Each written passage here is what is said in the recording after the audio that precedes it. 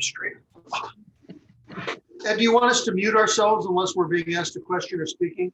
No, I'd say keep it open unless you've got a barking dog or. I'm muting myself. I got 2 barking dogs, so. Just remember to unmute yourself. Yeah, really. I'm going to stay unmuted. So my door is shut. My cats can't reach me, so I should be good. All right. I'm going to leave it open for now. We had 169 registered. Wow.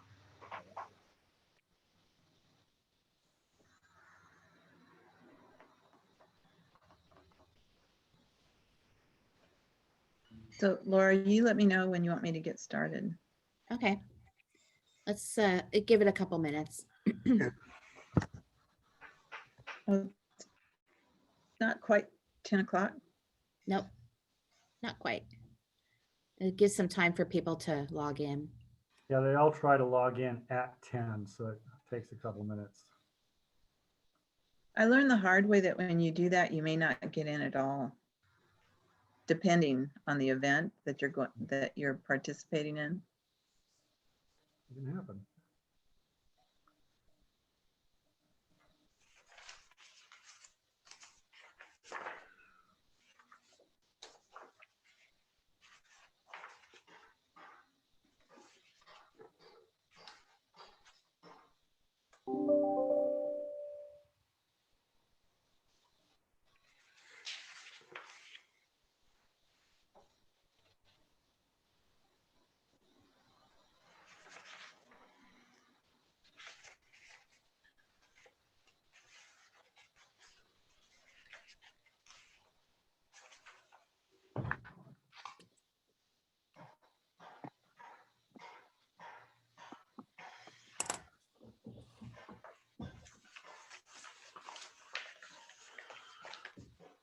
It looks like the Costa-Hawkins repeal bill failed again.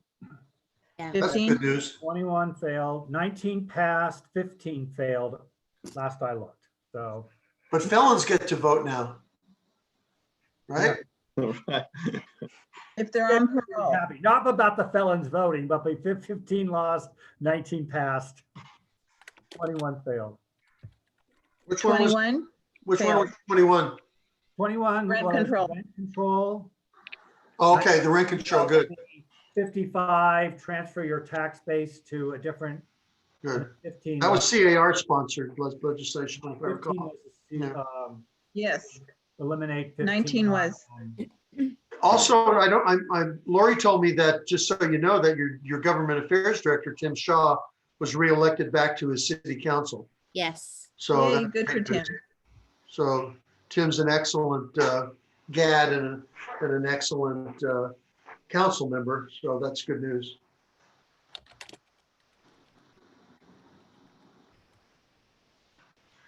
It's still up in the air in Temecula. You had another GAD that was running for the Temecula City Council, and those votes are still being counted apparently. I don't know if you know Adam Ruiz. I don't know if you guys know Adam. He was running for city council as well.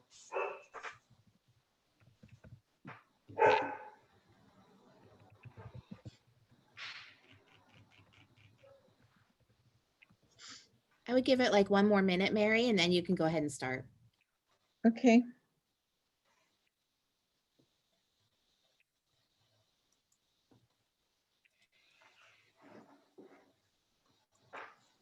Mhm.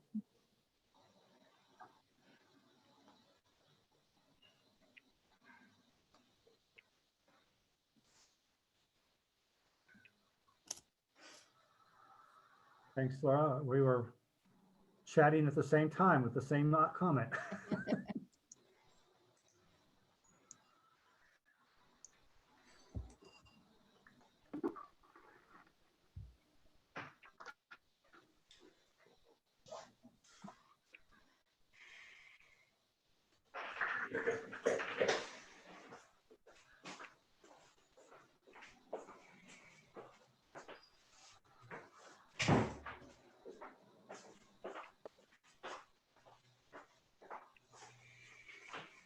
Okey doke. Good morning. Good morning, members of Tri-Counties. My name is Mary Harman, and I'm your 2020 president. of the Tri-Counties Association of Realtors. I want to welcome you to what will be our last legal panel for 2020. We bring you these events so as realtors, you can have the most up-to-date information. We believe that the more educated you are, it helps you to better serve your clients and your community, and it also makes you a better realtor. With that in mind, Tri-Counties has another great session scheduled for tomorrow and brought to you by the Tri-Counties Global Business Council. The theme is the best countries to retire in. Earlier this year, International Living put out their top 10 countries to retire in, so we will hear from Costa Rica and Portugal. This should be really interesting. This event is tomorrow, Thursday, November the 5th, from 3 to 5. You can register for this event at the Tri-Counties website at www.tricorealtors.com. Let me start by saying if you have any questions, please put them in the chat box, and our moderator, Ed Estes, will feed these questions to the panelists. We will get to as many of your questions as we can in these next 2 hours. Now let me introduce the moderator, and the panel. Ed Estes is a real estate broker and an attorney with over 40 years experience in real estate, brokerage, and legal matters. He's a full-time tenured professor and the real estate coordinator at Mount San Antonio College, and will be acting as moderator for this forum. John Giardinelli is an attorney who specializes in real estate and business law with an emphasis on broker representation and broker defense. He also represents 9 realtor associations, including Tri-Counties, with a cumulative membership of over 35,000 throughout Southern California. Robert Bloom is a senior counsel at the California Association of Realtors and has been with CAR since 2004. His duties include editing and writing the legal Q&As, summarizing new laws, giving presentations and webinars, and advising realtors on the CAR legal hotline. Jeff Smetana serves as Director of Compliance and Data Licensing. Assistant General Counsel, CRMLS, has been a real estate and business litigator since 2014, representing realtors and homeowner associations, as well as the Corona City Attorney's Office. A past real estate sales and loan agent, Jeff also teaches real estate law at California Baptist University in Riverside. With that, I will turn it over to our moderator, Ed Estes. Thank you so much, Mary, and good morning to everybody. It's a pleasure to be here. Again, I will be helping field questions into our panelists. Sometimes a question may come a little incomplete or need a little bit more explanation. That's kind of my role here. But again, we're going to do everything we can to get all of your questions answered. And I understand Laura tells me we have upwards of 150 potential attendees. Using the chat will give us an organized way to get those questions through. So as we go through this, please just put your questions into the chat, and I will typically take them in the order that they were submitted. Now, our panel members are free to respond to anybody's question or all the questions, but if you would like to have a specific panel member begin answering your question, please note that in the chat, and we will direct it to that panel member first. Certainly, if it relates to MLS, I may give it to Jeff. If it relates to something else that maybe John or Robert are more familiar with, or I may just move it around to give our panelists an equal time to speak to the questions that come in. So they're not going to probably repeat themselves. So you may hear one panelist, 2, or maybe all 3 panelists respond to a question. Just kind of depends on what the question is. One caveat here. Remember, this forum is for educational purposes. We are not here to give legal advice, although you do have 4 lawyers in front of you. If you do need legal advice, you're encouraged to consult your own attorney or make an appointment with one of our panelists, or you can contact the Legal Affairs Hotline at CAR. Now, as you are writing your questions, and I can already see some questions coming in, I would like to give each of our panelists a few minutes to remark on a particular issue or issues that they find significant in the real estate profession today. And why don't we lead off with Robert, And then we'll follow up with Jeff, and then someone who first needs no introduction on himself, your own general counsel, John. Robert, why don't you go ahead and start? Okay, all right. Well, thank you very much, Ed. I've been asked to speak on the Tenant Relief Act. That's basically the law that was passed in a rush in August 31st and gives the tenant sort of a right to remain on the property without paying rent. So this Tenant Relief Act, can you hear me okay? Am I coming through? Good. Okay, good. So this Tenant Relief Act is all about the rent that came due between March 1st, 2020 and January 31st, 21. And for rent that comes due during this time, an owner will not be able to evict the tenant on the basis of non-payment of rent as long as the tenant signs and returns a declaration attesting to a COVID-related financial hardship. Now, the hardship could be any kind of loss of income or increase in expenses, as long as it is COVID related. And by doing this, by signing the declaration and returning it back to the owner, the tenant will have the right to remain on the property. They cannot be evicted on the basis of non-payment of rent. And this law gives the tenant a lot of extra time to respond to the notice and return the declaration. You're no longer serving a 3-day notice to pay rent or quit. Instead, it's a 15-day notice to pay rent or quit, and you're not counting Saturdays, Sundays, or holidays in that 15-day period. Now, the back due rent is still owed, but the collection of this back due rent is unconnected to the eviction process. You can't now or in the future use the eviction process to collect this money, but you can go to court. And beginning March 1st, 2021, you can go to small claims court no matter how much is at issue. This law creates a special small claims court limit exemption. Ordinarily, the limit is anywhere between $2,500 and $10,000, depending upon who the plaintiff is. Now, there is no limit for this back due rent, but you will not be able to use the eviction process to collect this back due rent. Now, this law only protects real people, not LLCs, not corporations, even though corporations are people, my friend. It does not protect commercial tenants, and it does not protect tenants in vacation rentals, meaning a rental of 30 days or less. But this law does apply to mobile homes. It protects mobile home owners in a mobile home park. Now, the law divides the rent into 2 time periods, and there are slightly different rules for each period. And the first period is from March through August 31st. And rent that came due during this period, the tenant only need to sign and return the declaration. There's a second period from September 1st through January 31st. For rent that comes due during this second period, the tenant will still need to sign and return the declaration, but in addition, they are also required to pay 25% of the rent for this period. But, and this is a big but, only by January 31st, 2021. So 25% of the rent due between September and January adds up to about a month and a quarter, not about, adds up to a month and a quarter of rent.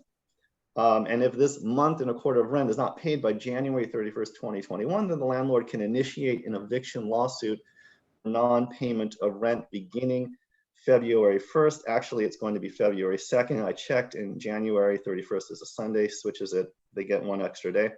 Now, the 15-day notice that the tenant receives during each of these 2 periods is slightly different, but it's very important to use the correct one. This law requires strict compliance with the notices, and any little slip up can result in losing a UD case. So if rent is owed from both periods, then you will actually need to demand rent using 2 different 15-day notices.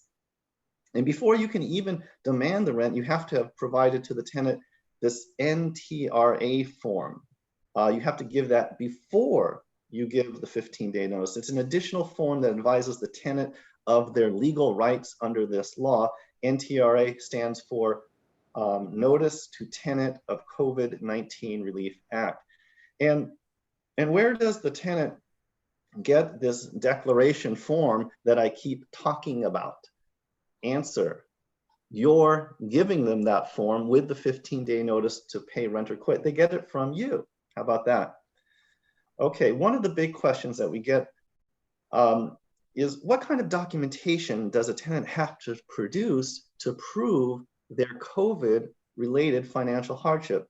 Now, if you remember the original governor's order, and many of the local rent moratorium laws said that the tenant must provide written documentation to the owner proving their financial hardship. What about this law? Does the tenant have to provide written documentation proving their financial hardship? And the answer is, unless they are a high income tenant, they don't. They don't have to provide anything, nothing, except for the declaration, that's it. However, if they are a high income tenant, then along with the declaration, they must provide, quote, objectively verifiable written documentation. And that can be anything demonstrating their COVID-related financial distress, such as tax returns, W-2s, pay stubs, a letter from an employer, unemployment insurance. So who qualifies as a high income tenant? Well, the first thing to make sure to look at is that you're looking at household income. It's not the income of the individual tenant. And if these tenants make more than 130% of the median household income in the county, then they are high income. But no matter what, the minimum is always going to be $100,000. Now, it does get tricky because this number, the median household income, it's a moving target. And it's going to depend on the number of occupants, and that includes children. So you have to look at the Department of Housing and Community Development 2020 official state income limits. It's this kind of big sheet that you can pull up on their site.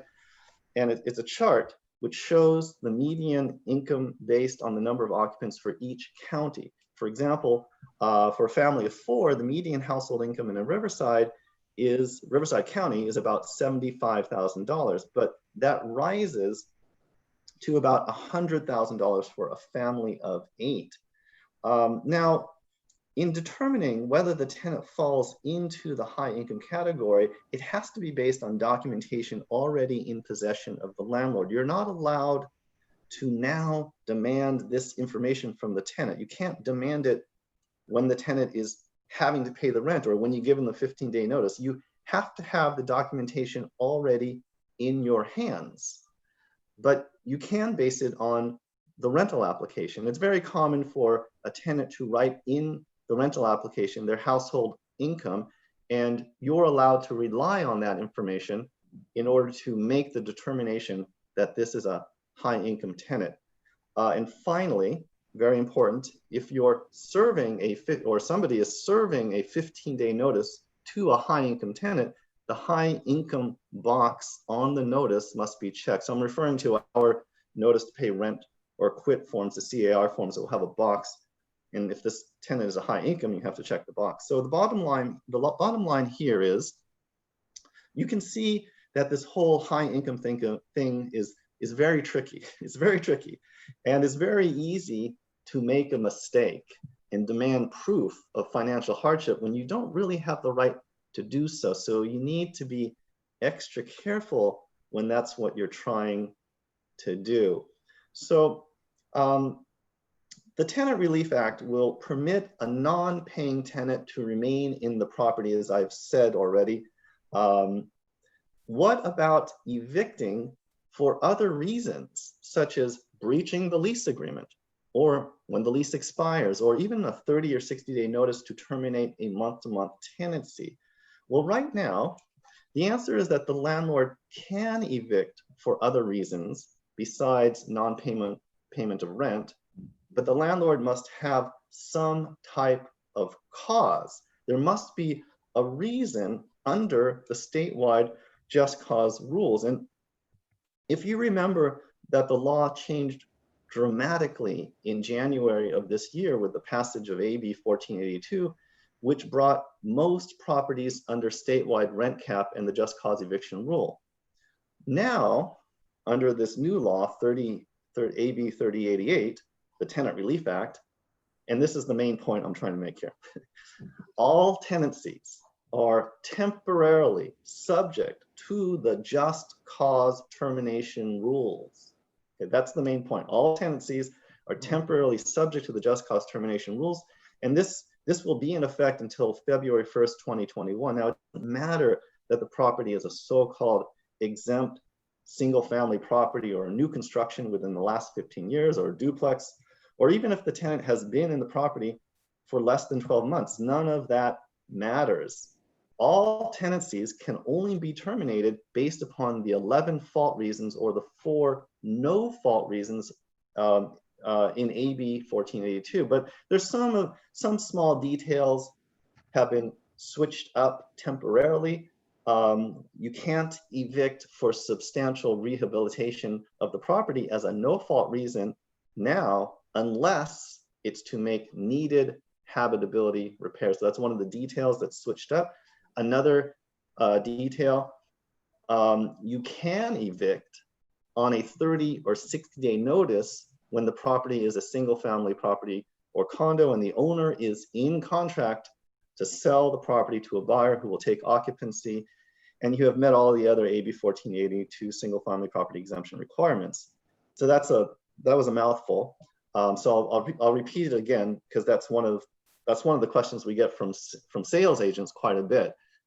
The point is, even now, if you have a single family property or a condo, you can evict on 30 or 60-day notice when the owner is in contract to sell the property to a buyer who will take occupancy, and you've met the other AB 1482 exemptions, which means that you've attached the RCJC form to the lease or rental agreement. That's essentially what that means. So these rules expire in February, at which time a single family property can go back to just being exempt from the just cause termination rules. And at that time, you would simply be able to give a 30 or 60 notice to terminate without fault, really. So a landlord can evict on some other basis besides non-payment of rent in keeping with the just cause eviction rules. For example, you can evict the tenant because the tenant is breaking the lease. Let's say a tenant has a dog, but the lease says no pets. A landlord can give this tenant a 3-day notice to perform a covenant to get rid of this dog. But even here, you have to be very careful, because this new law, AB 3088, it creates a new form of retaliation. A landlord cannot bring an unlawful detainer case based on something besides non-payment of rent, quote, in retaliation for not paying the rent. So I'm going to try to make this clearer, because I know that was confusing. Well, I'm going to use the dog example. Let's say the tenant has been in the property for 5 years paying the rent, and there is a dog. The lease says no pets, but for 5 years, it hasn't really been a problem. So the landlord files a UD based upon breach of covenant for having the dog. Well, it wasn't a problem before, but now that the tenant's not paying the rent, having the dog suddenly seems to be a problem. So you see the issue here? This is really looking like illegal retaliation because the tenant's not paying the rent. So the point is, the landlord, even when they have a legitimate basis for eviction, they need to be careful. They have to be careful that the eviction doesn't appear retaliatory.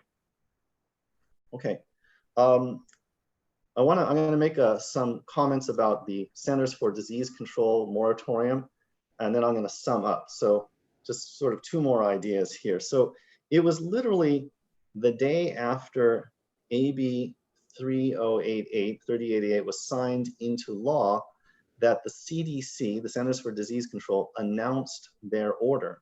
So it's a federal order, and basically it's a across the board kind of moratorium on evictions, and a federal law can supersede state law. And this CDC order potentially allowed a tenant, or does allow a tenant, with an alternative right to remain on the property through December 31st.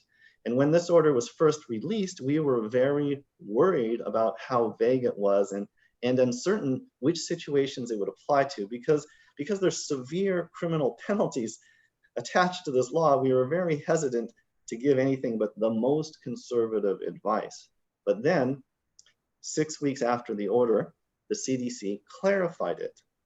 And what did they say? They said this order doesn't prevent landlords from moving forward in an eviction lawsuit as long as the actual removal of the tenant does not occur on or before December 31st. So given that, there is nothing in this order now that would prevent an owner from serving a notice of termination, filing a UD, even going to trial, as long as there is no lockout before the end of the year. So this difference right here is a critical change in our advice from 8 weeks ago. Before, we were very cautious in regard to the CDC order. Now, with the clarification, really the landlord can focus on just the California law. Now, of course, the California law, as I've been discussing and as everyone knows, is tilted in the extreme against the landlord, but at least you sort of know where you stand with it. So the CDC has been effectively neutered, the CDC order. Okay, so I'm just going to sum up with some general thoughts. In theory, after February 1st, everything returns back to normal. The tenant owes the rent and may be evicted on the basis of a 3-day notice for non-payment. There's no special declarations, there's no special notices, there's no hardship exception. And I say, in theory, everything returns back because no one knows if that will actually happen. I mean, I'm not sure if anyone really believes that will happen, if anyone really believes that the February 1st deadline is going to hold. So don't be surprised if this tenant relief law is extended in some manner. Now, I'm not guaranteeing here that it will be extended. Maybe it will, maybe it won't. I just want you to be aware that I'm expressing an opinion, but I'm not guaranteeing that's going to be extended. So I know this is not good news, but I honestly think it will in fact be extended in some way. And what this means is that if you have a tenant who is not paying the rent, then perhaps you shouldn't, you shouldn't rely on the February 1st deadline thinking that you'll get them out at that time, because no one really knows what's going to happen then. So that leads me to give the following advice. If you have a non-paying tenant, I think that a landlord should consider paying the tenant to voluntarily move, some type of cash for keys deal. And CAR has a cash for keys form, which allows you to do that. It's unfair, obviously, but as unfair as it might be, this could be the best way for the landlord to cut their losses. So that's my overview of AB 3088. Okay, thank you very much, Robert. Lots of great information there. For our second panelist, why don't we go to Jeff and see what's new with CRMLS and other related issues. Sounds good. Good morning, everybody. Thanks for having me back. It's always nice to talk to you and join my good buddy, John, who gave me my first job as an attorney, which I will never forgive him for, but we'll talk about that later. Yeah, so I'm going to talk to you today about a few highlights of the last 6 months that have gone on in the MLS world, and more specifically to CRMLS. As you guys are probably fully aware, the clear cooperation policy was a very big deal. The first 6 months of this year, it was sort of being promoted and we were educating on it. As of May 1st, it became a reality in your workflow. It was incorporated into our rule set and we began enforcement on it. So without having to walk you back through all of the details on it, it is the rule that says if you have an off MLS listing and you market to the public, you can't do that anymore. You have 1 business day to put it into the MLS. So what we've seen going on since May 1st is a fair amount of activity on this rule, lots of reports.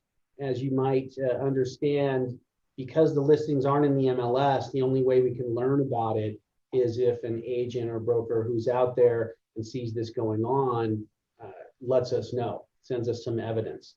And so we've gotten a lot of those, well into the hundreds of reports. The good news is we haven't really sent out that many citations. And that is definitely good news because those citations are rather expensive. You may know that the citation amounts for violating the clear cooperation policy rules are 1% of the list price, no less than $500, no more than $2,500, specific to CRMLS. We've only sent out less than 20 citations on this. One of the reasons why we've had sort of that proportion going on with reports to citations is we have given a sort of honeymoon period. Okay, for the first 6 months, starting from May 1st, we've taken a few extra steps to kind of nudge everyone in the right direction. We've sent out an initial inquiry, right? Letting the folks know that, hey, this has been reported. Can you go ahead and put this in to the MLS? And then if they didn't, when we check back, we would then go to a warning phase where we'd say, hey, we already asked you to do this. Can you please do it? Pretty please. And if they didn't, then still, and they really, really wanted a citation, then the citation would go out. So given that we've been through this for 6 months, with the amount of education that's gone on and the time that has passed, the Rules Committee and the Board of Directors have decided to remove that warning process. So what's going to happen is you will get an inquiry on a report. So if someone says, I saw this sign out in front of this house, it's not in the MLS. Well, that's marketing, and you've got a listing that is in the MLS. Therefore, you now have 1 business day to put it in for cooperation. You will get an inquiry saying, hey, guess what? We got a report. You've got 1 day. If we check back at this point now going forward and it's not in a status that's available for cooperation, you won't get a warning. You'll get a citation. There are similar changes to some other related rules. That was Rule 7.9. Rule 7.8 is the mandatory submission rule. This rule has been around forever.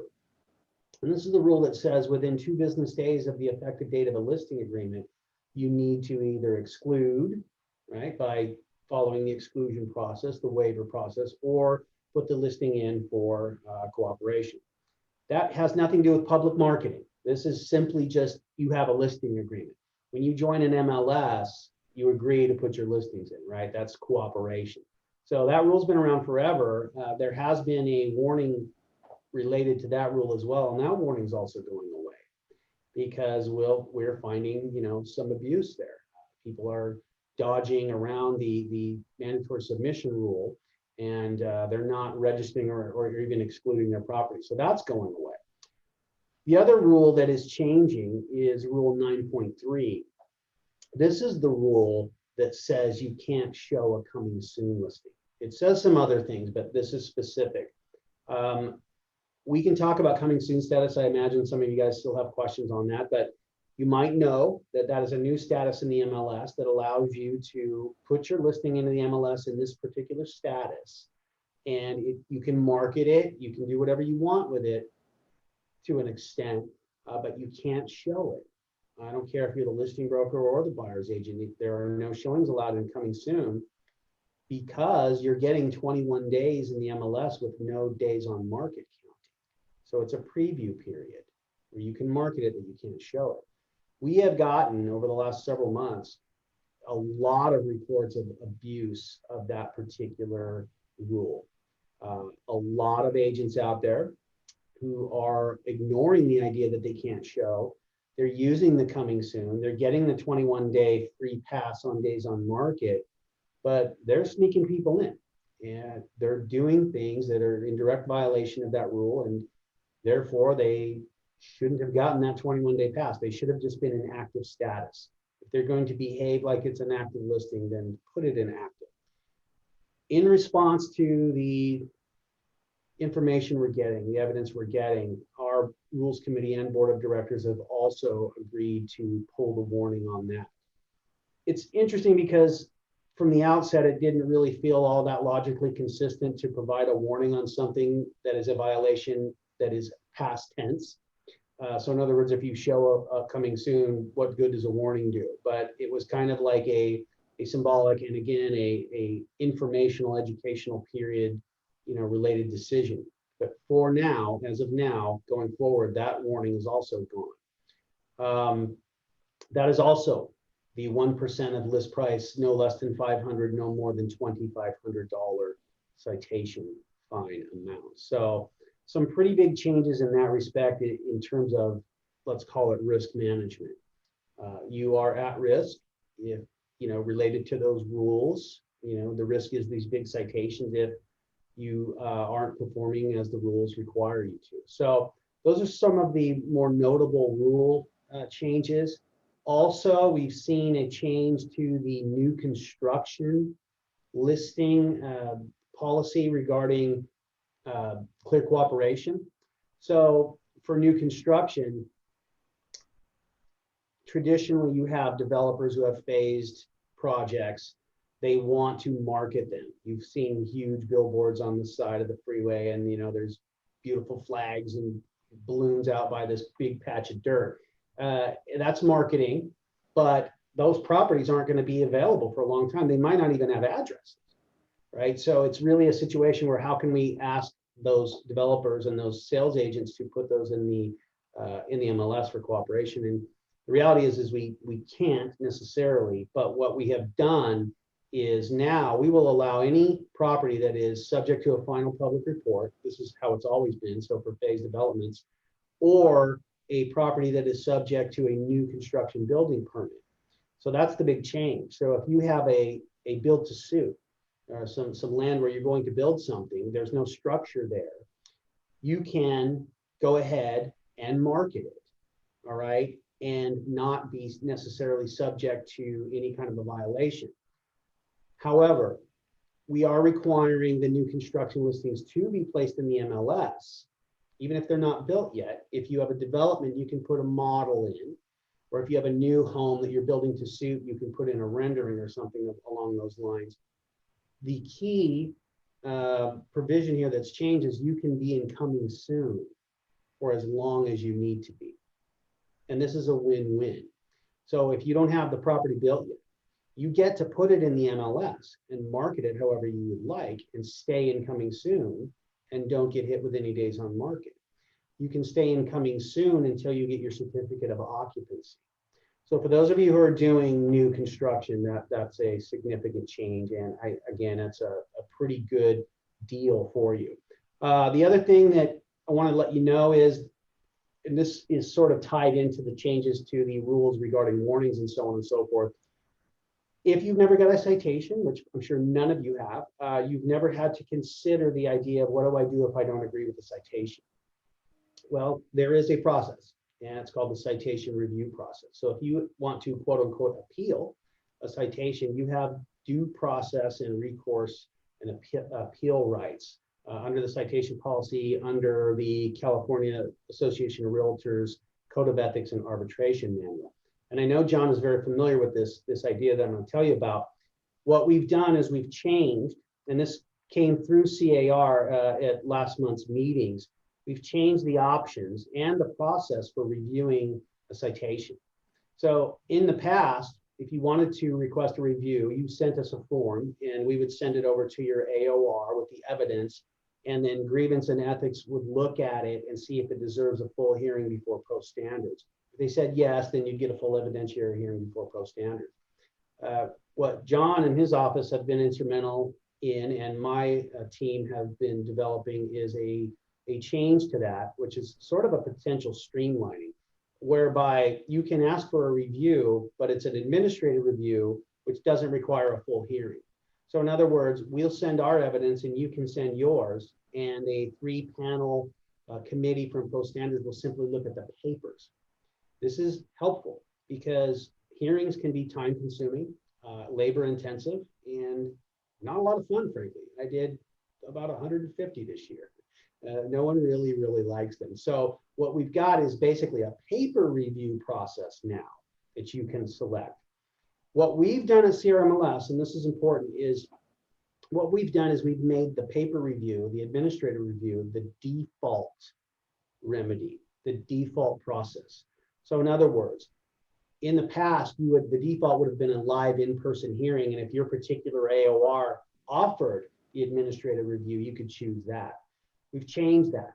So now all of our AORs, the default procedure will be they get the review request from us, the package of the evidence, and they're automatically going to send you out the letter that says, hey, okay, we're going to take a look at this with our 3-member panel. No need to come into a hearing. However, if you want a hearing, you can choose to do so. So that's a pretty big change. Again, I think administratively, it's still offers full due process, the full opportunity for you to provide an evidence, but the difference is you won't have an in-person hearing. So really, that's kind of the big things that have happened for us in the last 6 months. And for now, I'll shut it down and wait for you guys' questions. Thank you very much, Jeff. Just a real quick follow-up question, and it may lead to a question from our audience.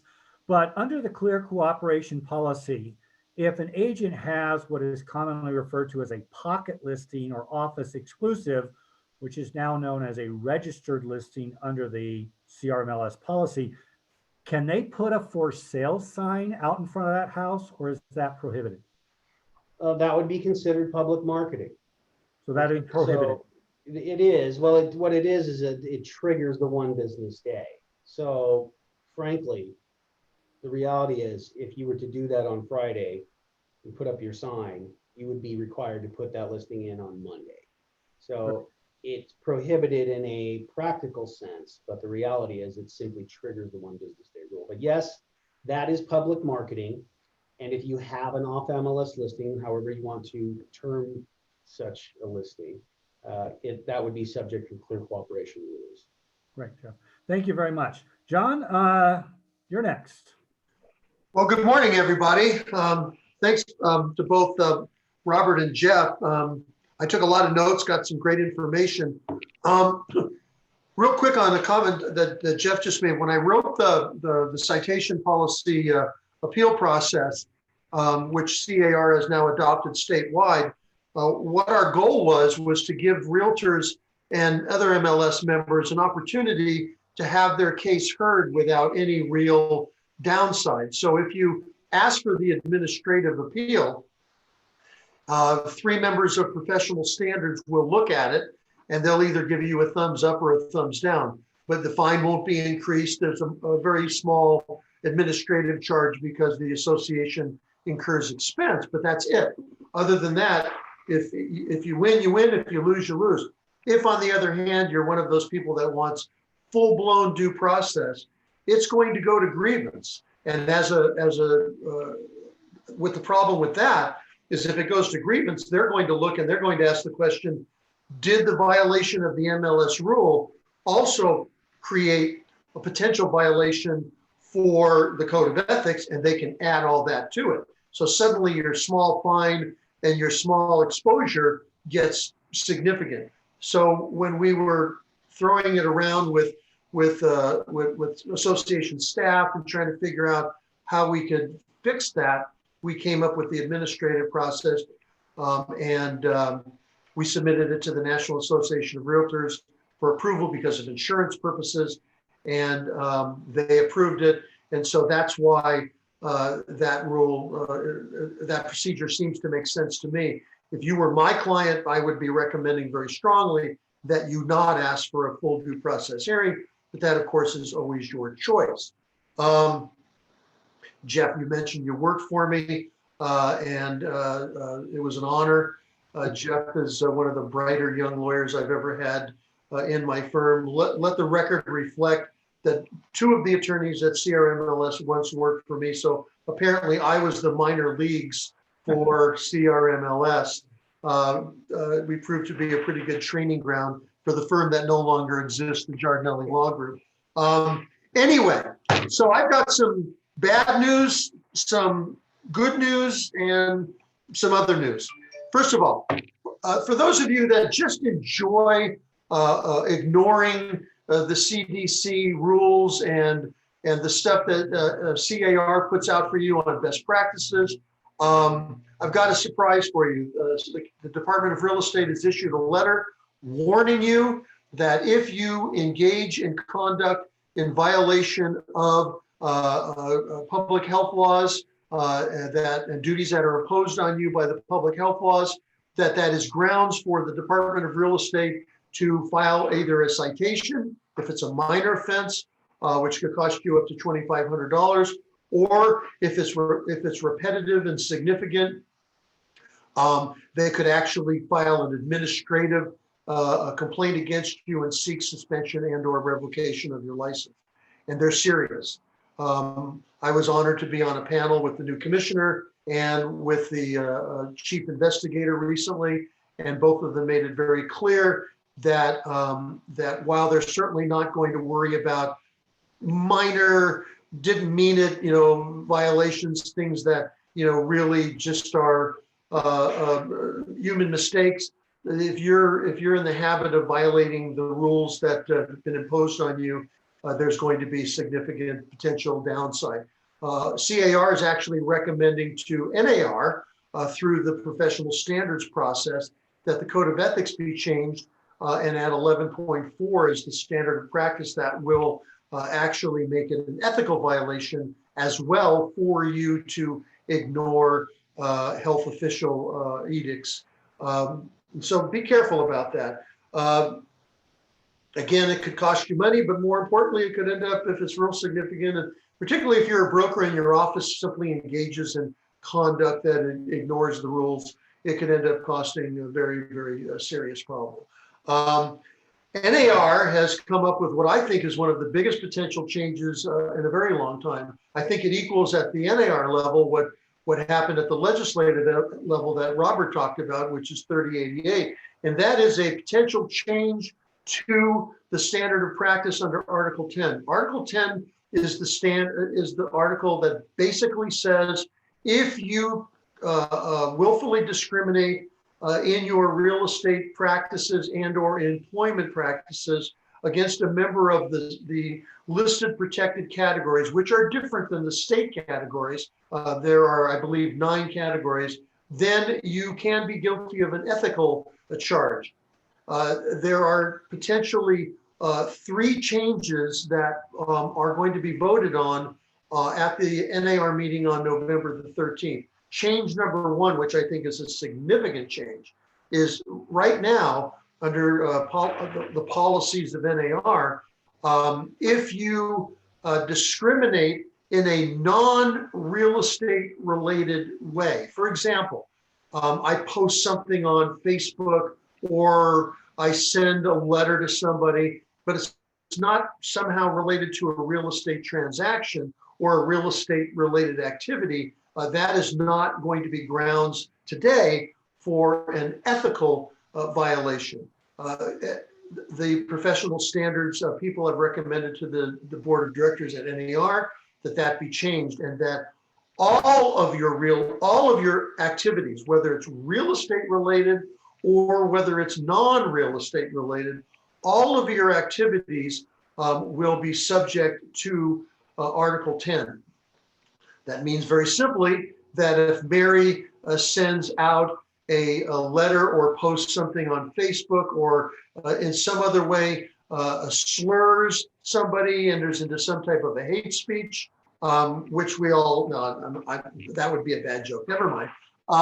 But if you do that, and it's even if it's not part of her real estate related practice, she could be brought up on ethical charges now. So that's number 2, is the code of ethics under standard of practice 10.5 will also be changed.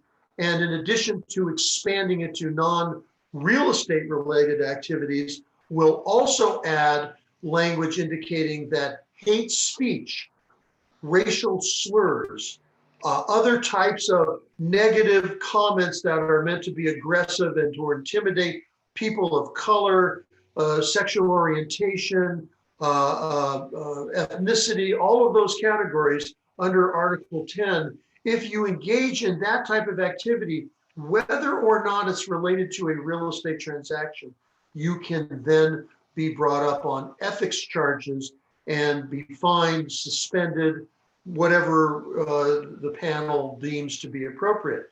Now, here's another biggie. If, in fact, under current rules, you are found guilty of a violation of Article 10, which means that you somehow discriminated in a real estate related activity, either the way you show property or the way you treat people or something along those lines relative to the buying or selling of a house or renting of a property, then that is considered a violation of the public trust.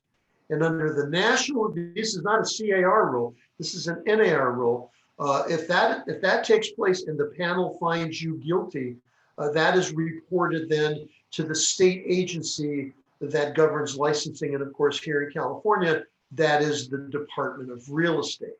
So bottom line, hate speech of all kinds may fall under the umbrella of Article 10 and will include all of your real estate activity and all of your non-real estate activity and could lead to being reported to the Department of Real Estate.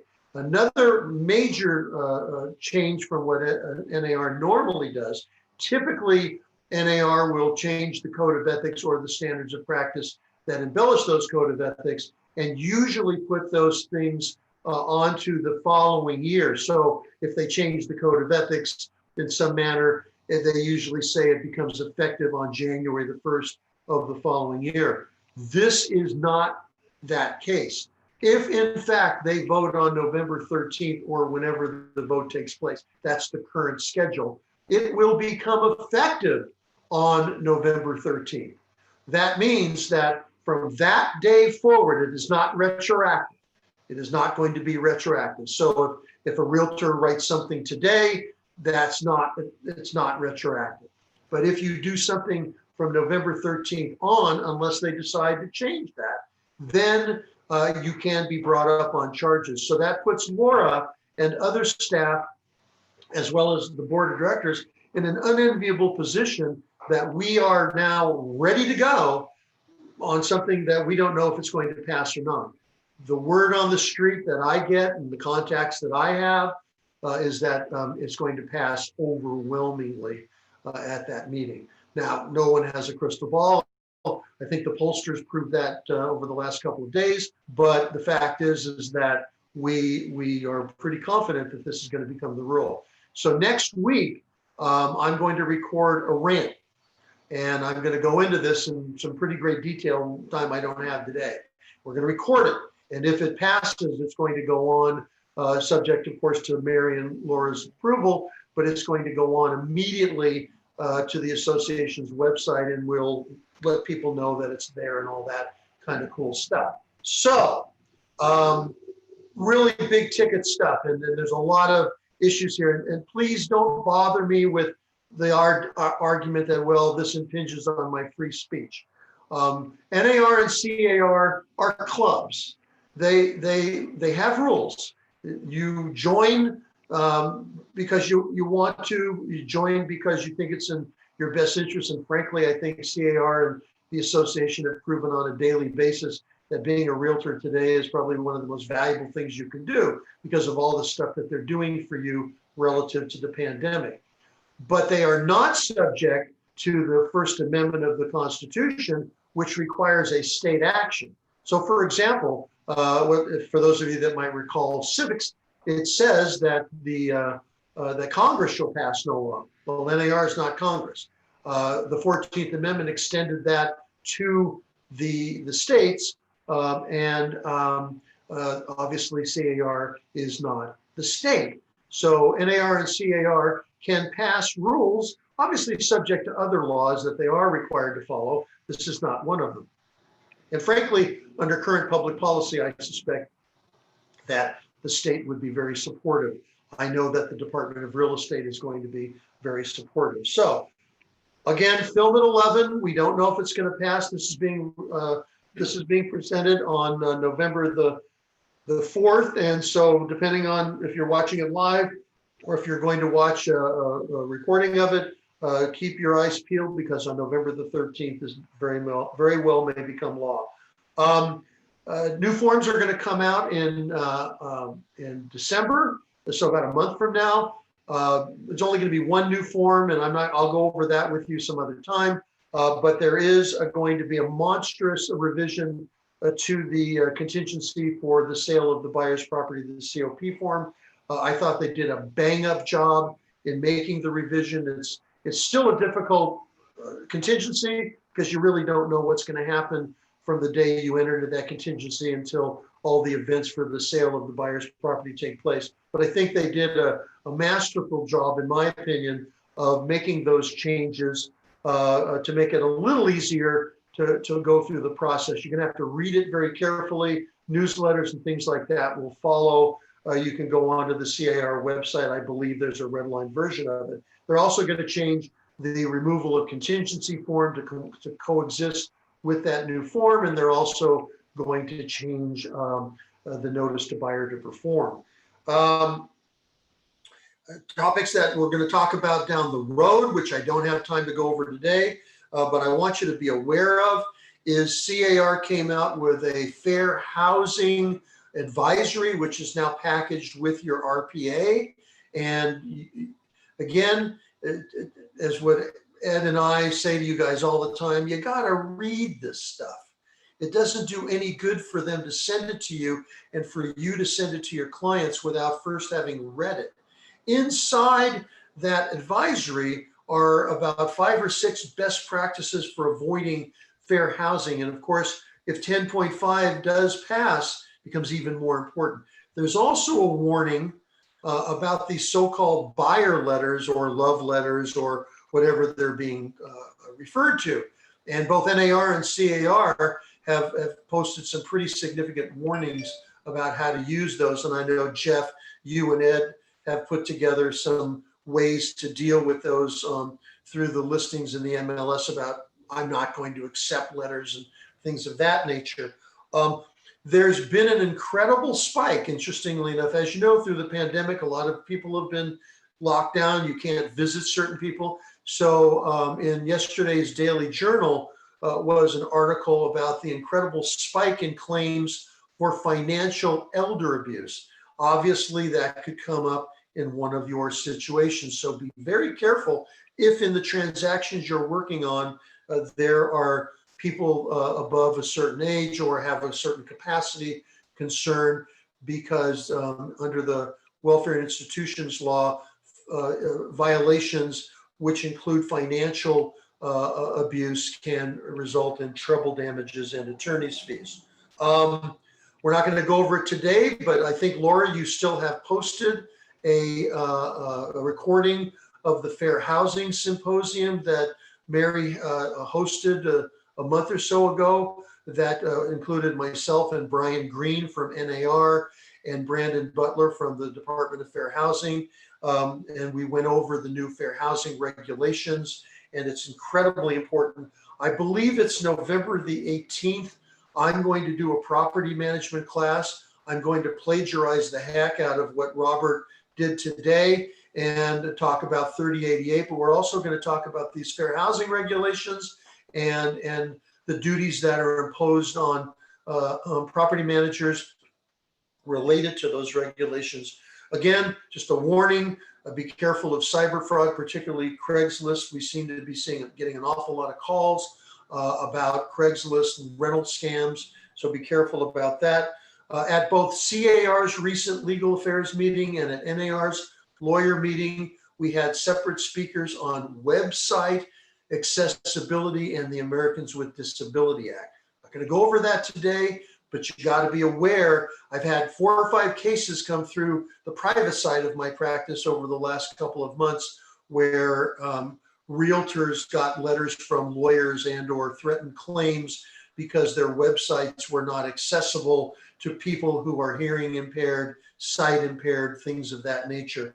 There are some standards that are not government standards, but come from a private nonprofit. We're going to post some stuff. There is a great guide that the CAR people have come up with on website accessibility. I would urge you to search for on the CAR site. And then lastly, if you are an employer, we're going to be writing an article. There are about 5 or 6 things you're going to need to do to update your policy manuals because of expansions of family leave, because of kin care expansions, and other types of issues that need to go into your policy manual. If you have more than 25 employees, obviously you're going to be in a different category. But if you have as few as 5 employees up to 24, you're still going to be required to provide certain benefits that the legislature has now required. Doesn't look like there was too much damage in last night's election, although they're still counting ballots, so we'll wait and see. But it looked like rent control laws and a couple of other bad things that didn't pass, at least so far, according to the Cal Chamber. And it looks like the CAR sponsored legislation for tax portability did pass. So congratulations on that. That was a good piece of legislation. And of course, there were 5,400 pieces of legislation in the last 2 sessions that were proposed. And we don't know what evil lurks coming up in the next legislative session.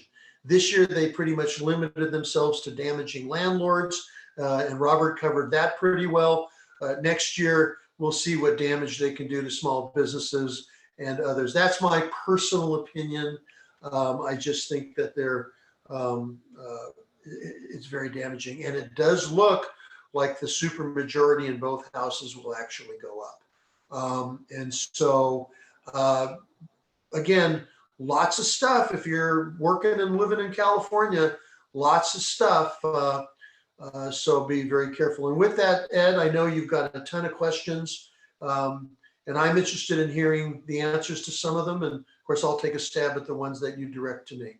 Okay, yes, and we do already have 9 questions in the queue.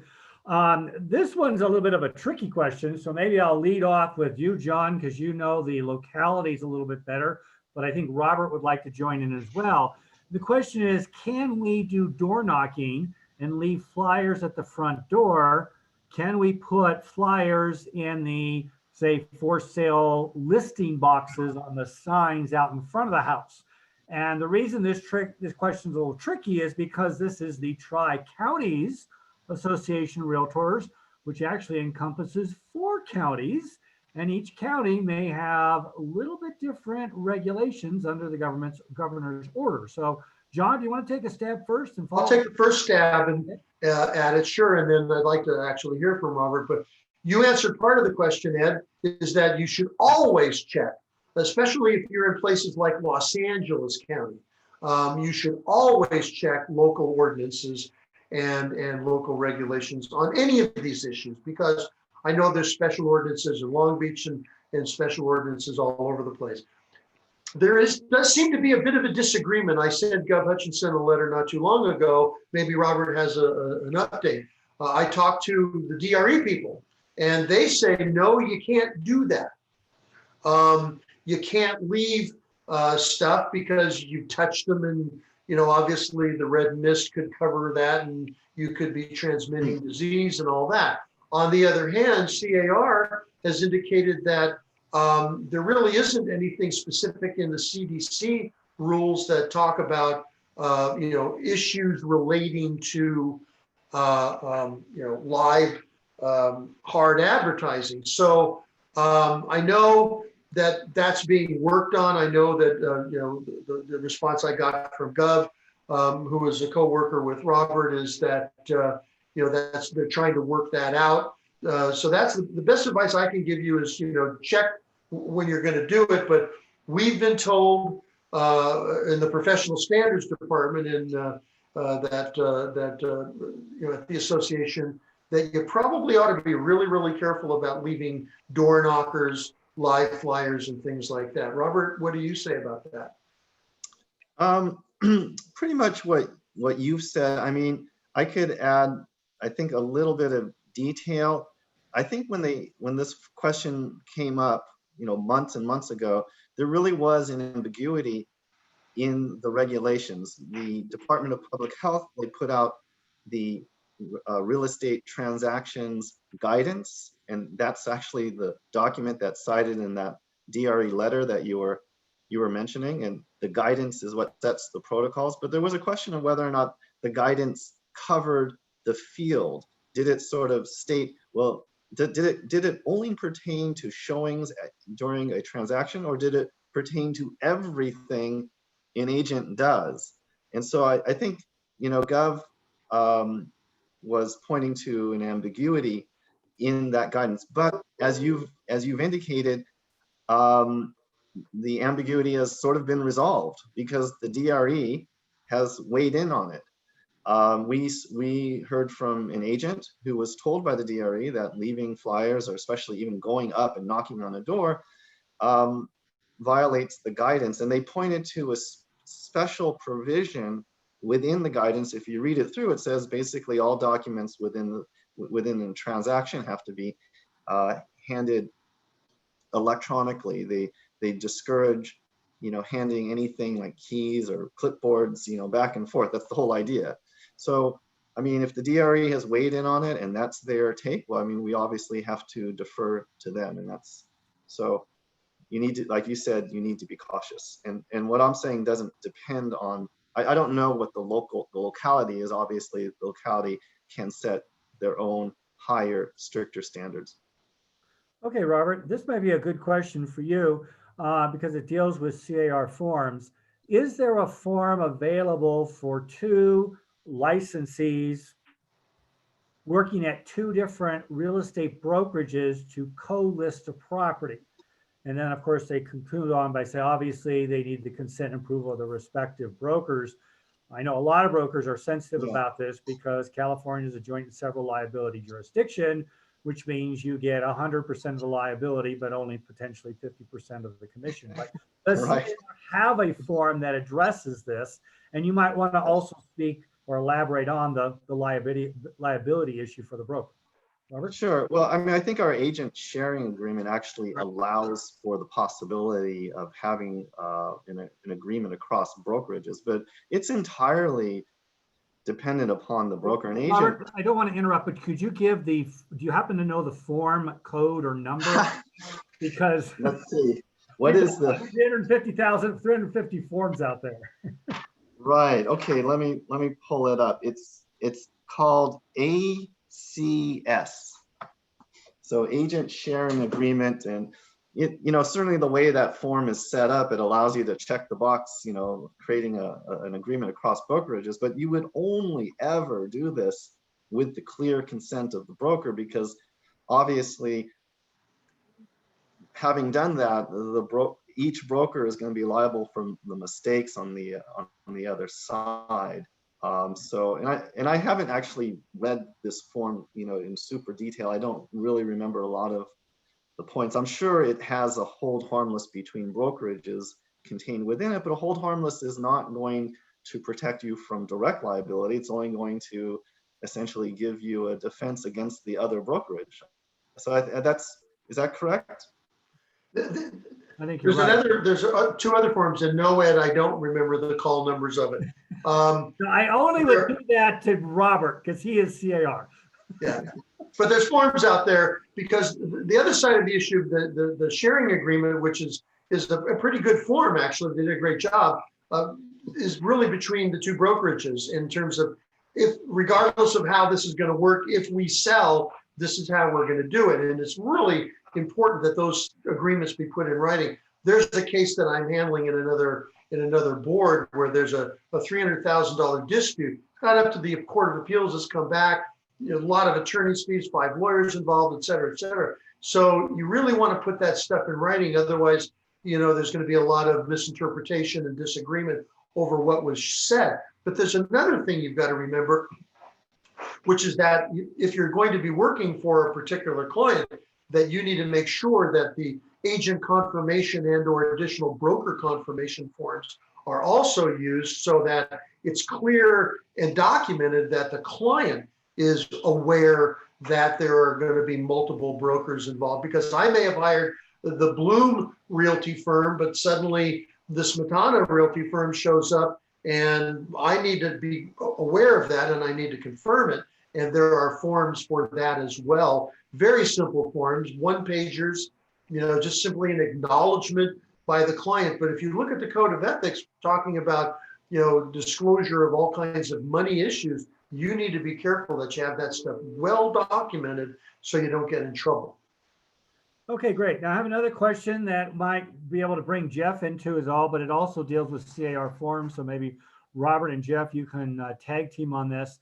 When I buy a property for my own account, and then I go on and say they aren't the agent, and the property is off market, do I need to let my broker know about the transaction? And do I have to use the CAR contract forms? I know I need to disclose to the other parties the fact that I'm a real estate agent or licensee. So Robert, Jeff, who would like to jump in on this first? I would defer to Robert. There's not a lot of MLS bearing on that particular question.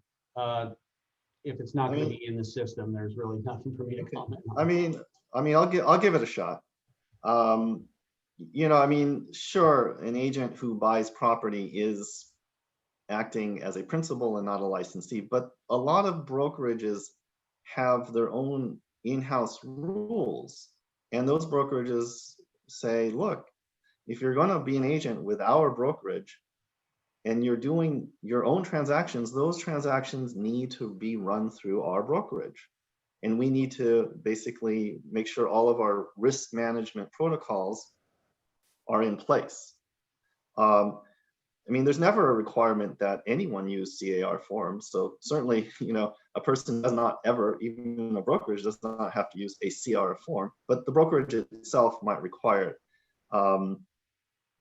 That's my take. Is that what you guys are thinking? I think we probably need to stress that if a licensee is acting as a principal, then that arguably is outside the scope of the brokerage. But because you may be using brokerage services and identified with that brokerage, it's really more of a contractual issue than a legal issue. Would you agree with that?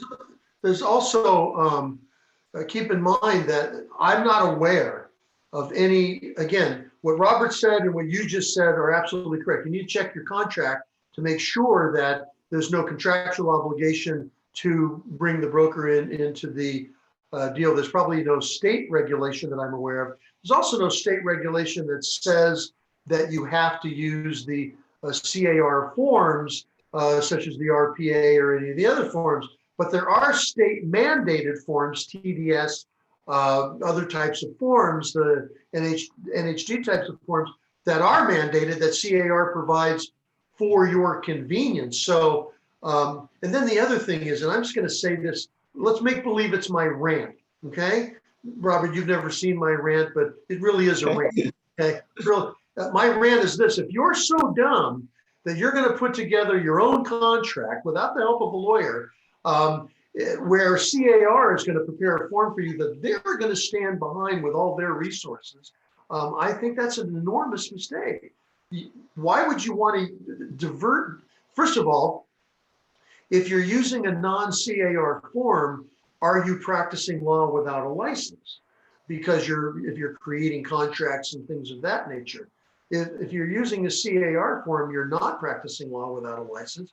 You've got CAR's backing on the legality of those forms, and they're going to point you to the forms that are mandatory in the body of the document. So personally, if you enjoy taking risk, keep a good lawyer's card handy. We'll be happy to represent you at a large fee for any risk management you get involved with. But I just think it's a foolish thing to do. It is not, in my opinion, a good risk management practice.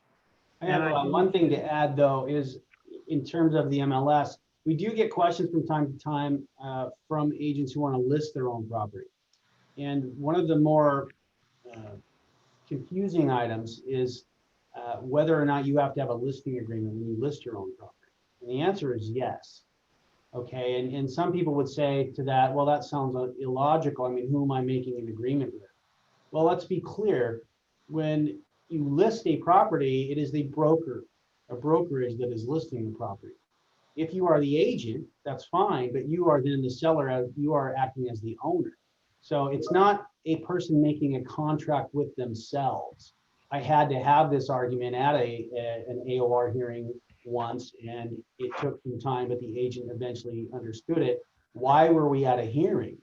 Because this person got a violation per Rule 8.1, which says you must have a listing agreement, no exceptions, okay, before you put a listing in the MLS. And it came about through the fact pattern that was not the case. So this isn't just a preference on our part. You guys should understand that Civil Code 1088, it makes it state law that you have to have a listing agreement. Again, no exceptions for those who are selling their own listing. And it does get complicated because I had a situation a years back where I actually put my own property on the market, but I do not work for a broker. I am a broker. And that really, can you have a listing with yourself? But you know, that's kind of separate apart from that. I think we also need to stress to everybody out there that the only person that can receive a commission is the broker. So if you are a licensee, a sales licensee, or a broker associate with a brokerage company, and you're trying to take commission, that's probably going to have to be paid to the broker. So you need to be careful on that. Talk to your broker because you may also have contractual situation. Robert, we got some questions coming in. They're kind of two questions from two different people, but they deal with the same thing. The tenant did not send any letter for a hardship. They just texted the owner that they will only pay 75% of the monthly rent. Now, they may be saying 25%. I'm not sure. They may be confused. And so if you could revisit that 25% from the, what I guess we call the transition period as of September 1 through January 31st, and this hardship where the landlord or the property manager is supposed to give them the letter to give back. So if you could address that, it's confusing. Yeah, right. I mean, basically it says on what basis can you actually proceed in an unlawful detainer? And that is when you've given the NRTA form in advance, and then you provide the 15-day notice to pay rent or quit. That notice to pay rent or quit is going to have a declaration form, and the tenant will have 15 days to sign it, and send it back. I don't think the text that you've described is complying with the declaration form. I don't think that qualifies as a declaration form. It's not even close, really. But until until the landlord actually provides the form, the 15-day notice to pay rent or quit, in addition to the declaration, then there's not going to be a basis for evicting the tenant. Now, how much does this tenant actually have to pay, and how much, and if they don't pay it, when can they be evicted? So if the rent came due between September 1st and January 31st, as you say, the transition period, the tenant will in fact owe 25% of that rent, which must be paid.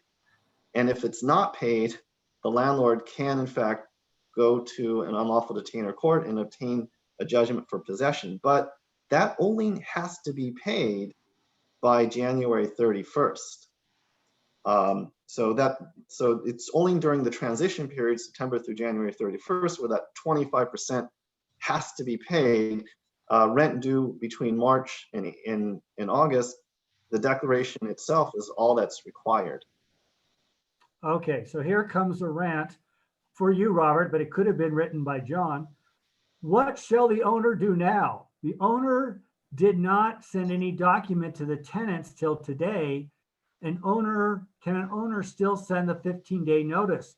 One tenant did not pay a penny since April. The owner cannot reach the tenant by email, by phone. What can the owner do now? What forms can the owner send to the tenants now? What form can the owner send to the tenant? I'm not done yet. For collect the missing rent. I mean, it's horrible. I know it's horrible. You're right. Well, I mean, the law is horribly skewed against the landlord, and nobody thinks anything different. But I don't think you're precluded from asking the tenant for rent in a formal manner simply because you didn't provide the NTRA form previously. I mean, it was supposed to be provided by September 30th, but honestly, I think you can still provide that notice now. And that one only says it has to be mailed, or you can always deliver it in person, but you only need to mail it, and mailing it to the property address is going to be sufficient. So you mail the NTRA form in advance before you serve the notice, you wait, then you serve the 15-day notice to pay rent or quit along with the declaration. Remember, as I said, depending upon when the rent is due from, there's 2 different notices now. So if the rent is due from between March and August, you have to use 1 notice for the can't remember the period. It's like the original period. And if it's from September through January, now you use the notice for the transition period. And any tenant who is halfway aware, obviously it's not going to take much effort for them to simply sign the declaration and return it. But sure, there's going to be a tenant who somehow doesn't do that. And if that's the case, the landlord does have the right to go to court, file the unlawful detainer. But they even if that all plays out, this law even gives the tenant a second bite at the apple. Right when the unlawful detainer is filed, and with the answer, the tenant can actually have a special motion set up, which allows them to re-sign the declaration and send it if they never did it before, based upon their excusable neglect or inadvertence or other things like that. So it's really, the law sort of bends over backwards to give the tenant, every the benefit of the doubt to sign this declaration. Okay, John, go ahead. Just 2 comments real quickly, because Robert just covered it so well. Number 1, and this is just a risk management comment. Now is not the time to dabble in property management. Now is not the time to decide you're going to expand your property management business. If you are not an experienced property manager, as you can see by, and Robert's done a great job of taking what is a 36-page, small type, as you mentioned, and I completely agree, rushed piece of legislation that has enormous potential penalties on the landlord side, virtually none on the tenant side. I think you're being foolish. Robert also said something during his presentation that I think is really worth listening to. If you're getting, if there wasn't a typo and you really are getting 75%, thank your lucky stars. Because here's the deal from a practical standpoint. Assuming that the tenant sends you a declaration, and my recollection, Robert, is if they don't send it on time, there are safe harbor provisions that allow them to send that declaration letter, and the judge would have discretion to allow those late filings to be made. The bottom line is it's a completely stacked deck against the landlord. If you do end up going to small claims court, whether it's now for less than 10,000 or after March 1st for more than 10,000, all you're going to get is the judgment. So you need to take a look on a case-by-case basis at that tenant and ask yourself, are they judgment proof? Are they going to waltz down to the bankruptcy court, bankrupt out your debt, because you're probably not the only debt they've accumulated over the last couple of months, particularly if they've been unemployed or had other negative financial impacts. And a lot of people are in that category. The other thing is, of course, unless they have a job, which of course they may be suffering some loss on that. If they have if they don't have something you can garnish above the exemption number, you're never going to collect on that debt. So while it's not fair, and let's stop talking about fair, because fair has nothing to do with this law. This has to do with homelessness and maintaining the homes for a lot of people who suffer through this. The bottom line is that you need to look at your tenant and ask yourself, what's the best business decision I can make And cash for keys is, and there's a form for that, if I recall correctly, that you guys have put together, really great form that helps you put together that agreement. I know that at the beginning of all this, I talked to a lot of property managers who said, you know, I'm just going to go to these tenants and I'm going to say, pay what it costs me to carry this. Now, no one knew at that time it was going to be 8 months later, but pay what you can so that I don't end up in foreclosure. Work out your best business deal, swallow your pride, because frankly, if you end up with a judgment, you may never see a dime of that judgment, and you know that isn't good business. So, Thank you, John. Forgive the commercial, but Mount Sac, for those of you thinking about someday getting your broker's license, we will have a DRE elective called Landlord Tenant Law in the spring. And it will be taught by a landlord tenant attorney. So again, if you're looking at adding your elective classes to get your broker's license and you're dabbling in property management, you might want to consider that.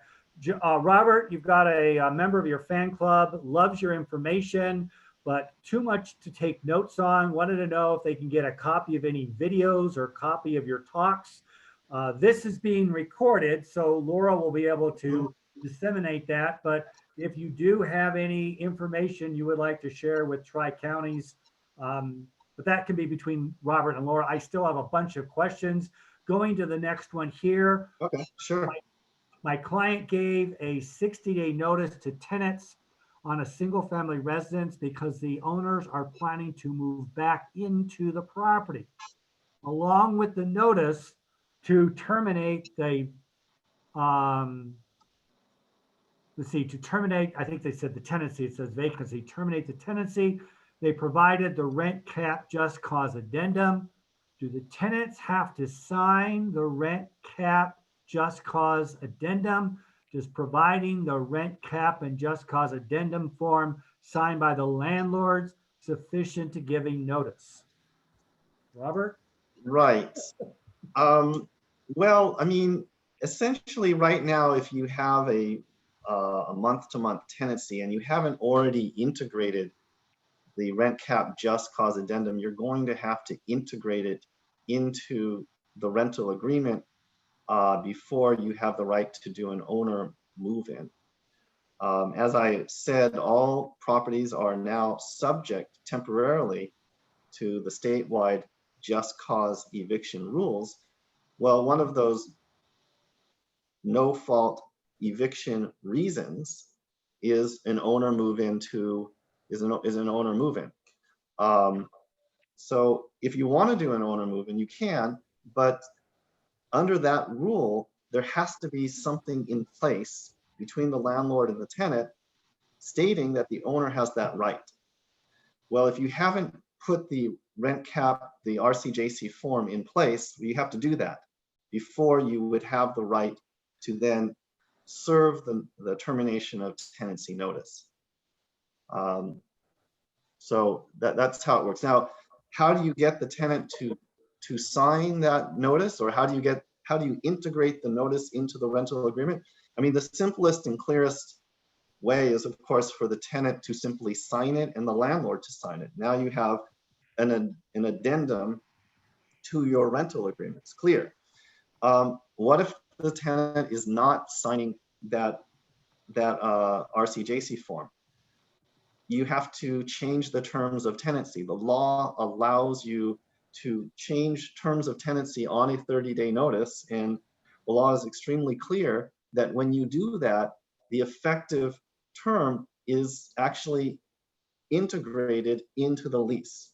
So that's what you have to do. You have to change the terms of tenancy by serving a change of terms of tenancy notice, attached with it the RCJC, and that notice is delivered in the same way as a 3-day notice to pay rent or quit. It's a procedure, and again, as John was pointing out, property management type issues have become unbelievably complex over the last year. I mean, Robert, I've got another question on the same topic, and I would like to shoehorn this in because it's really kind of what you're talking about now. So if I could just shoot this in. Sure. And again, we're going to have to, you're probably going to have to get a little detail about the two, actually, I guess there's 4 different forms, 2 and 2 for the Yeah. protection period and the transition period. But let me get through this 8-part question first.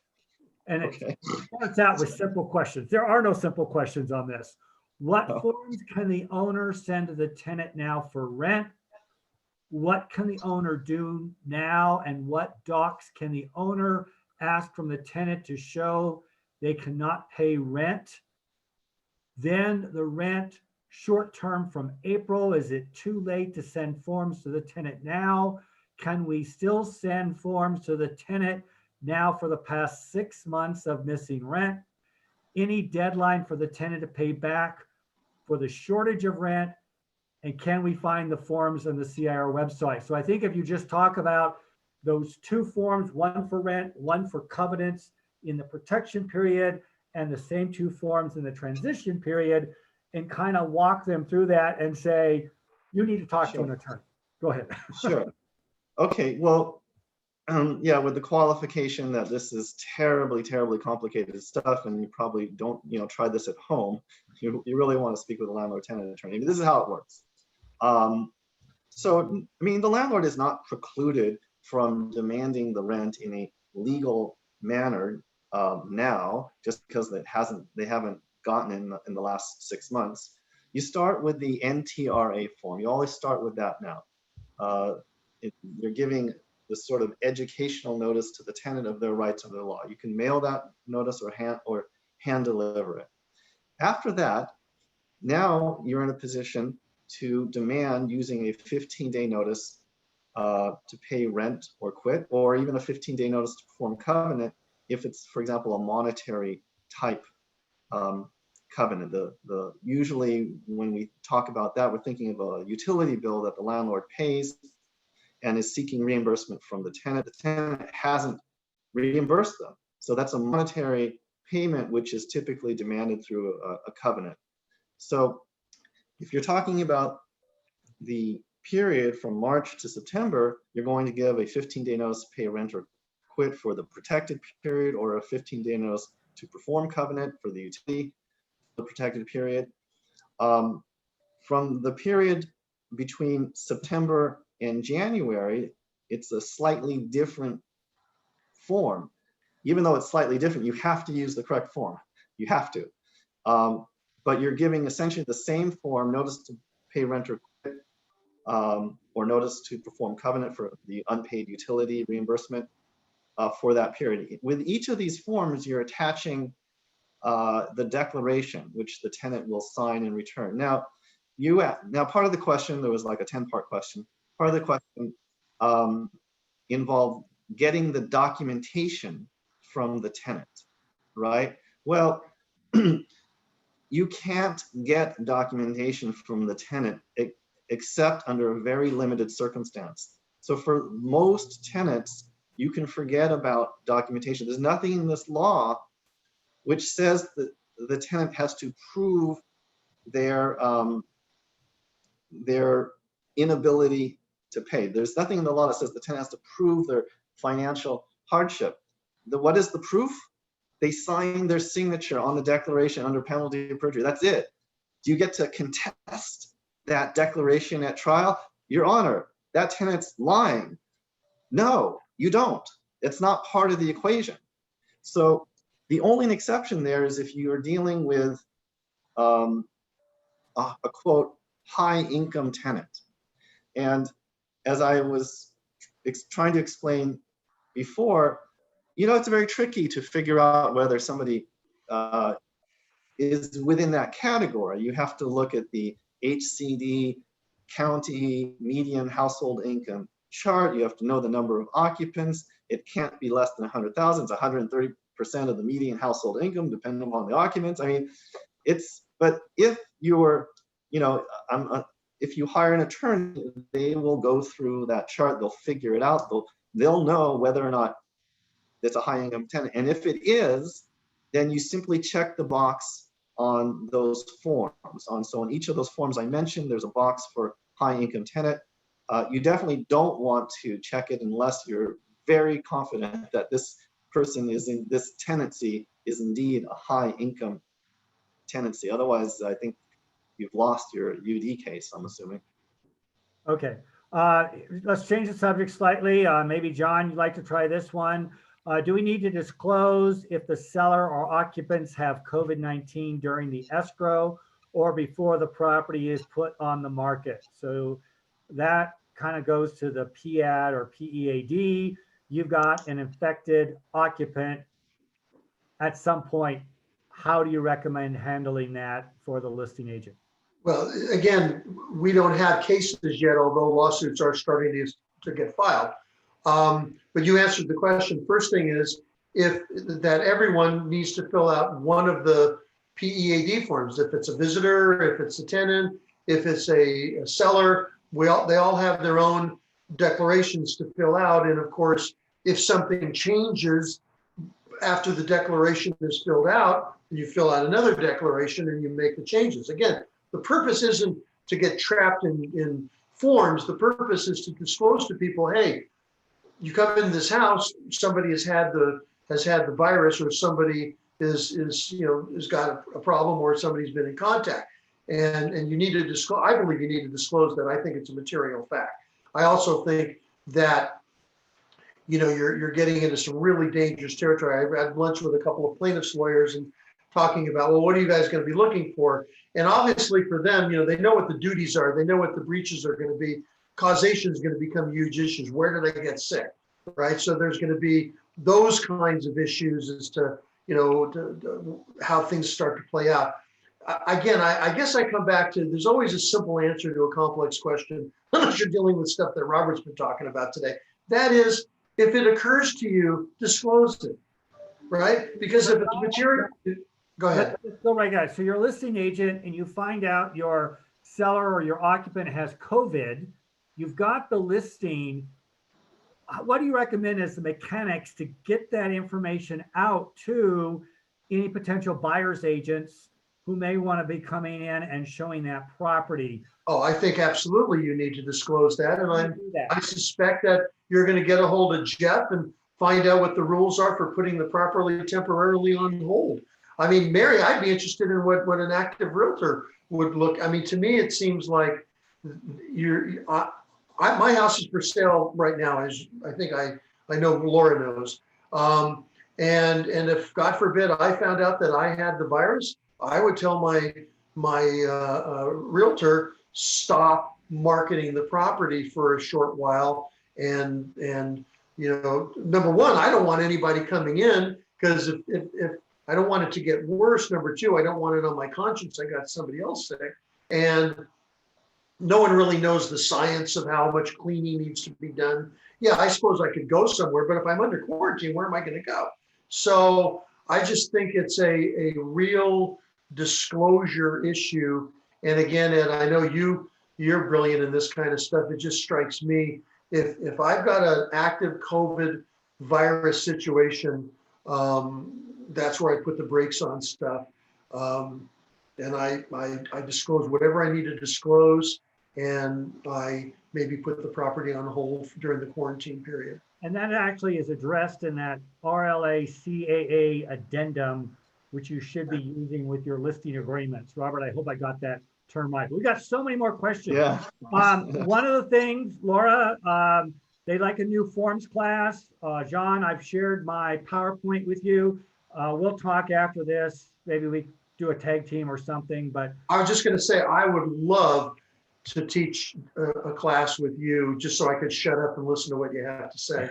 Okay, I know that's a question. This is a fun one. Yeah. Transaction coordinator fees. Agent paid outside of escrow, I guess, a TC other than the company hired. So the agent paid a TC outside, sounds like outside of escrow, and let the tenant pay the TC as well. I guess we need to revisit the paying of a transaction coordinator, who can and who cannot do that, and the legal ramifications. I will say, in my recent conversation with a DRE commissioner, If you're trying to charge a client a TC fee, they better be doing something extra than just collecting documents, because that's what the agent is supposed to do. So they Right. either need to put it in a binder, put it on a disk, put it on a thumb drive. But to Robert and John, your thoughts on parties paying TC fees through or outside of escrow? Well, there's a couple of federal cases that also talk about, and you just hit the nail on the head, on issues where that TC is being paid for virtually no valuable work. And there were significant RESPA violations that were imposed. I know there's one case in Alabama that cost these people millions of dollars because those damages are trebled. Yes. There's other issues as well. You've got, is that TC licensed? Do they have are they working under a broker? Because again, what activities are they engaged in? Who's there? If they don't have a license, they're somebody's employee. And what are those issues? So I just think, and then of course, did you disclose properly the relationship and all of that? TCs are an interesting issue right now under the AB5. And even though AB5, the purpose of AB5 was greatly eliminated last night's election, because Uber and Lyft drivers are, at least under it looks like if it stays the way it's going, they will no longer be subject to AB5's restrictions and will now be independent contractors again, but not TCs. Transaction coordinators who take direction from a real estate agent or broker, and they're going to be somebody's employee most likely. So you got that issue as well to worry about. Robert, you want to jump in here real quick? Sure. I mean, so this is a fairly, it seems like a very simple question. I mean, it's so straightforward. I have no client pay the TC, but it's so ridiculous. Whenever you're bringing in a RESPA issue, you have problems. And RESPA is basically the law which says that you cannot pay a referral fee to a settlement service provider. This isn't so much a referral fee. This is this could bring in the issue of what we call an improper. So RESPA prohibits referral fees and it prohibits improper splits. And I mean, the Busby case, was a big blow. That was in 2009. But then you had this the Supreme Court case, which sort of wiped out a lot of what Busby said. But still, there is an absolute problem with what I would call improper markups. And then there's also an issue, forgetting about the RESPA, of secret profits and disclosure to your own client as to what payments are being made. So it's possible that the payment to the TC is in an improper split under RESPA. That's certainly a possibility. I mean, I would say the TC should only be paid for the actual cost of their services. If they're not, if the agent is somehow collecting a little bit extra, I mean, I think that's a huge problem. And we're assuming here the TC is not performing licensed activity. If they're performing a kind of licensed activity, then of course that would have to be paid through the brokerage. I mean, it's a complicated issue. I would say if you want to pay a TC, you're probably safest is not to have it placed, not to have the burden of paying that placed on the principal, but just paid directly by the brokerage, and you pay the TC for the actual cost of the services without a split. I don't know. We always have to respect what the DRE says, but I honestly don't know where they get where their authority is to enforce a kind of markup against the agent. I don't know what law they're claiming there. And then of course the whole issue of employment now, since AB5 is in place and since the ABC test is now applied generally, I don't see how a TC is not an employee. I mean, unless the TC was licensed and had their own broker license, then they would have an exemption from the ABC test. Even if they are just a sales agent, they would have to be licensed. Otherwise, they fail the ABC test and they're an employee. I mean, I think that's just how the law reads now. It's pretty strict. Yeah, I found DRE, IRS, and big dogs don't question their authority, just respect it. Next Sure. question. You've given the 15-day notices. You've done all your declarations. Let's say everything has been done properly and the tenant has not responded. Can you, and let's see, it's assuming it's not for rent because you can't do anything if it's for rent, but can you proceed for an eviction under breach of covenant, not rent, before December 31st, or do you have to wait till after December 31st? So we either have a breach of the lease or let's say an owner move in, because I think that's the only grounds. Robert? Sure. And we'll just talk about the breach. So yeah, I mean, AB 3088 does not prevent an owner from pursuing an unlawful detainer based upon breach of covenant. However, I mean, there's a caveat there. You should be aware that they introduced this new retaliatory component. So you have a tenant who's not paying rent, and you're really kind of scrambling around now to find some other mechanism to get rid of this tenant. So you come up with some ticky-tacky thing, which was never a problem in the past, but now it suddenly becomes a problem. You have to be careful. That could be retaliation, quote unquote, against the tenant for not paying this COVID-related rental payment. So that would be the caveat. Now, the December 31st deadline, I think, is referring to the CDC order. As I was saying, the CDC order, when it first came out, it was shockingly vague. We had no idea whether it applied right now, you know, and there were these $100,000 criminal penalties associated with their $250,000 if the action resulted in death, you know. But the CDC did clarify where the impact of their order in an FAQ, which is usually a bizarre place to do it, but since there was no ordinary regulatory mechanism for promulgating the order, we think that the FAQ is good. And the FAQ says, look, as long as you're not locking out this tenant before December 31st, you're okay under the CDC order.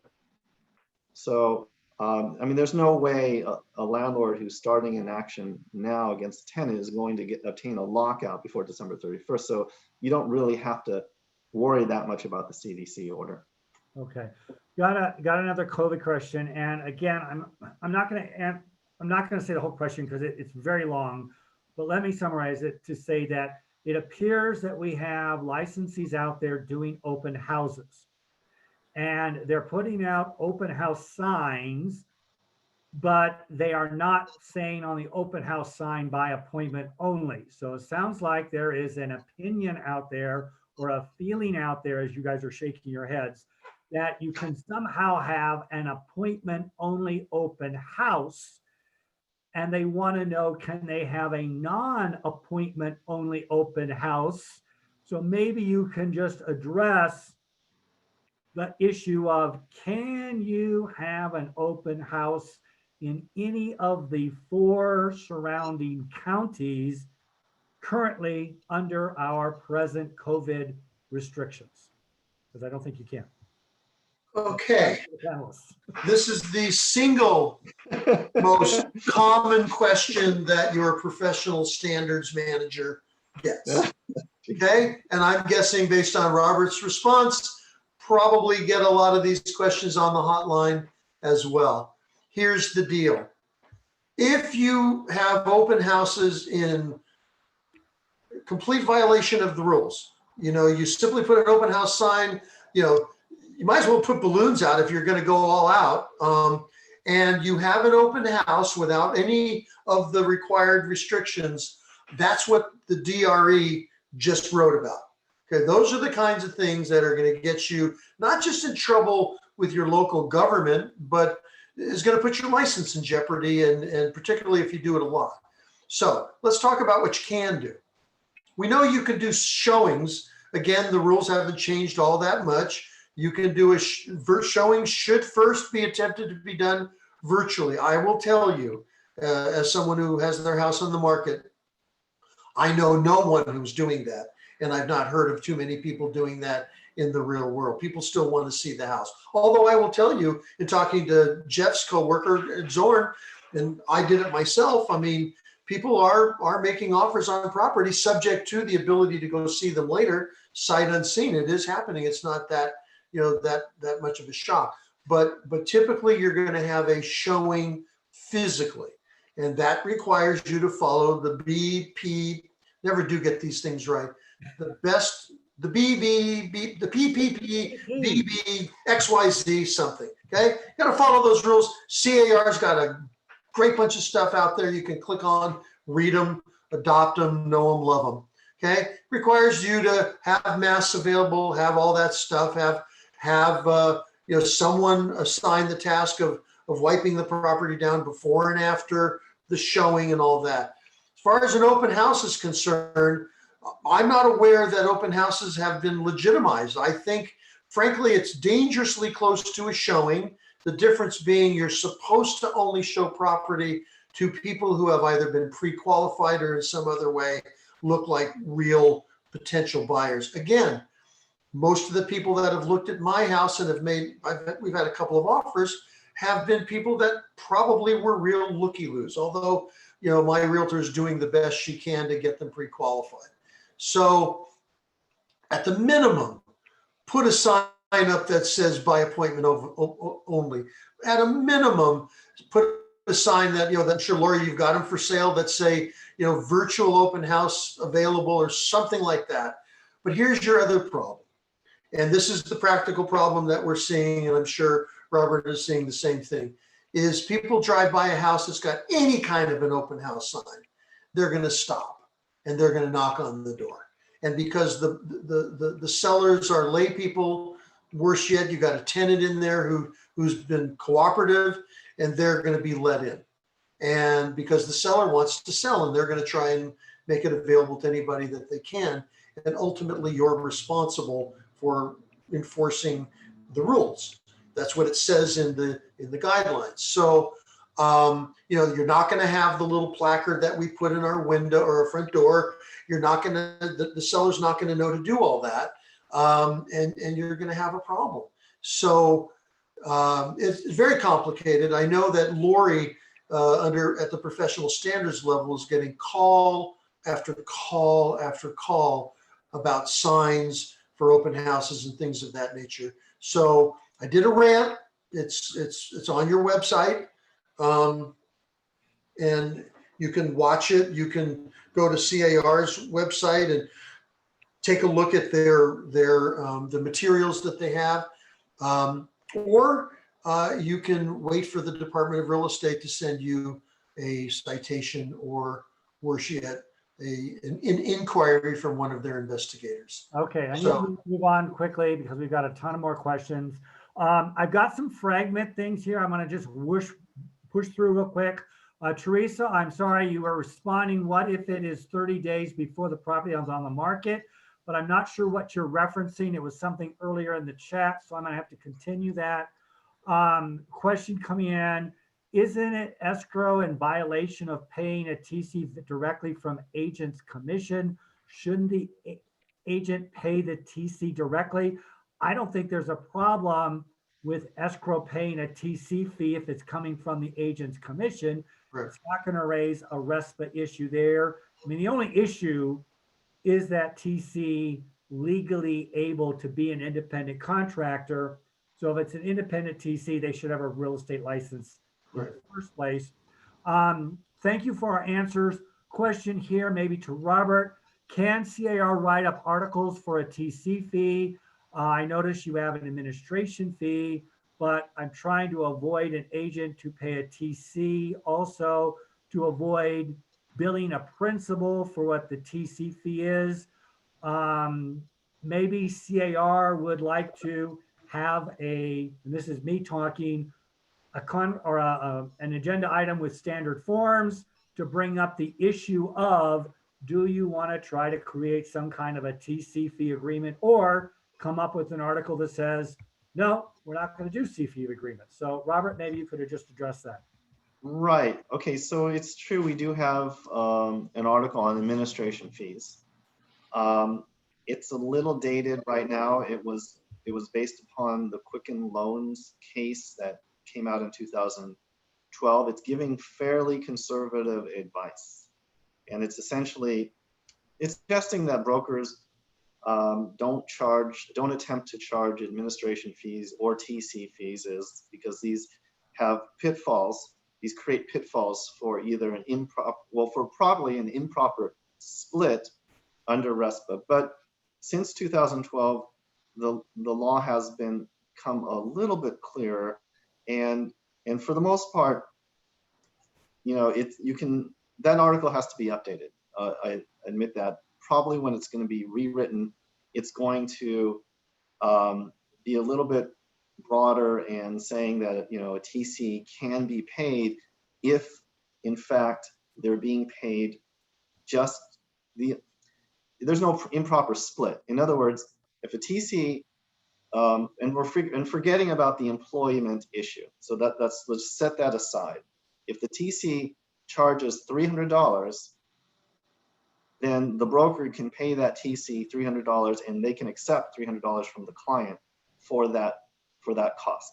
And that's not going to create a RESPA issue. The problem arises when the broker accepts $500 from the TC and then pays that TC $300, or some variation on that theme. The TC keeps $500 from the client and then kicks back $200. That's probably a direct referral fee problem. So that can be done. Now, the employment issues is a completely different problem. I mean, I'm assuming a TC who now has a broker's license and can act as an independent contractor.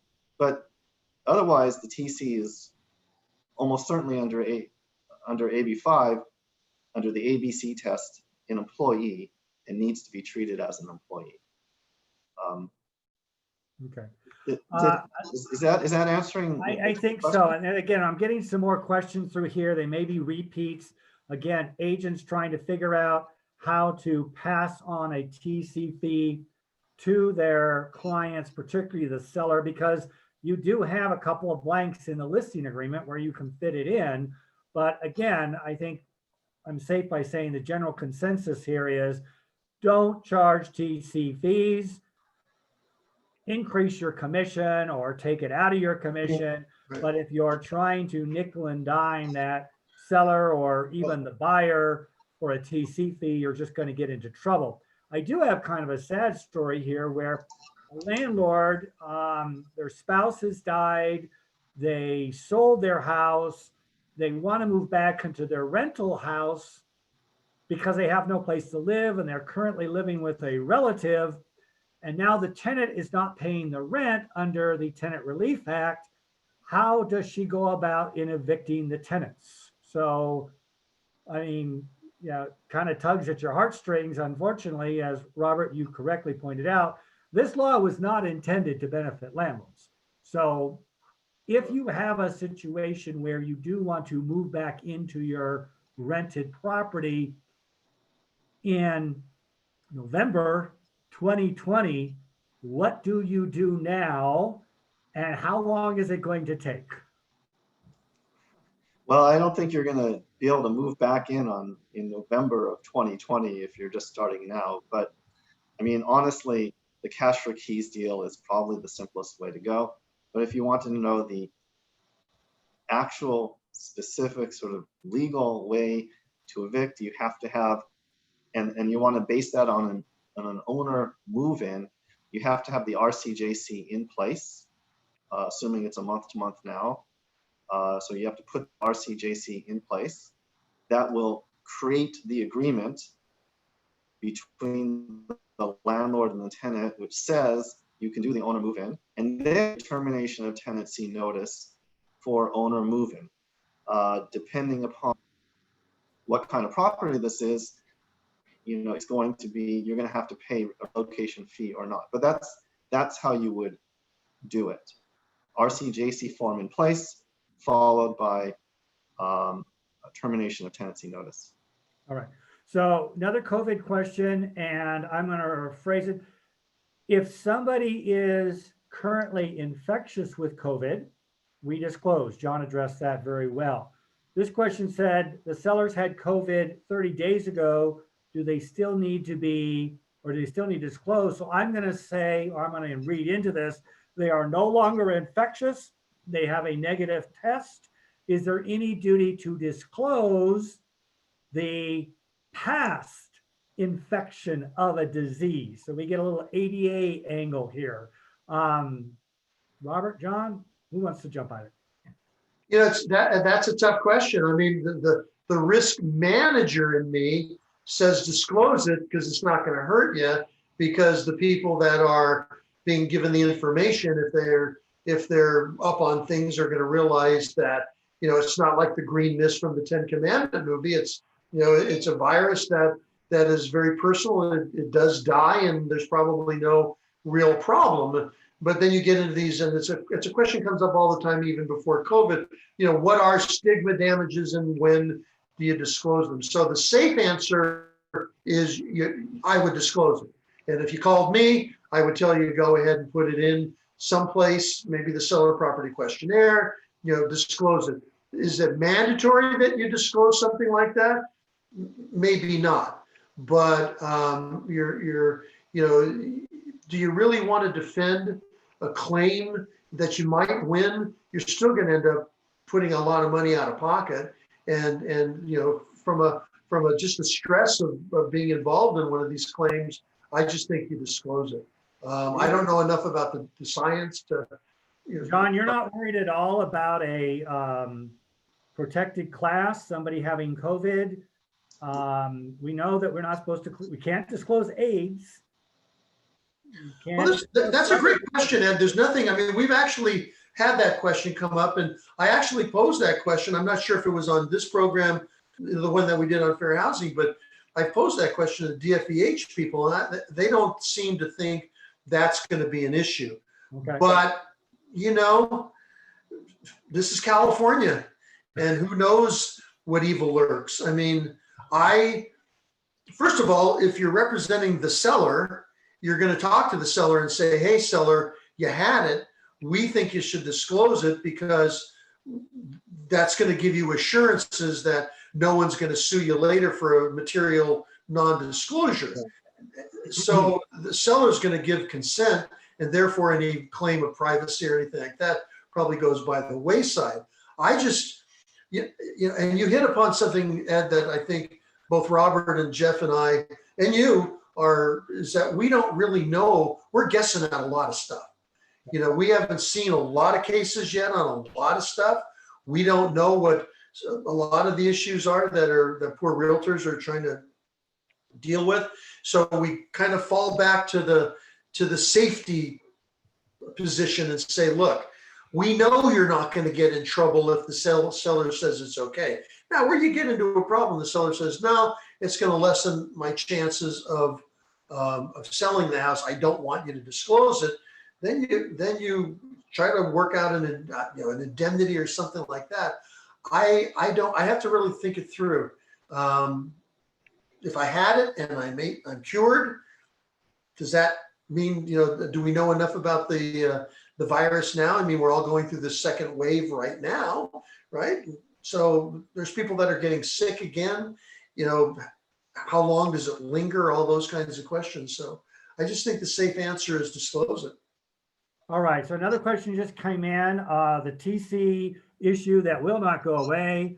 Couldn't the argument, you love this, couldn't the argument be made that the brokerage is keeping $200 and giving $300, and that it's going to be used to offset the office, printers, computers?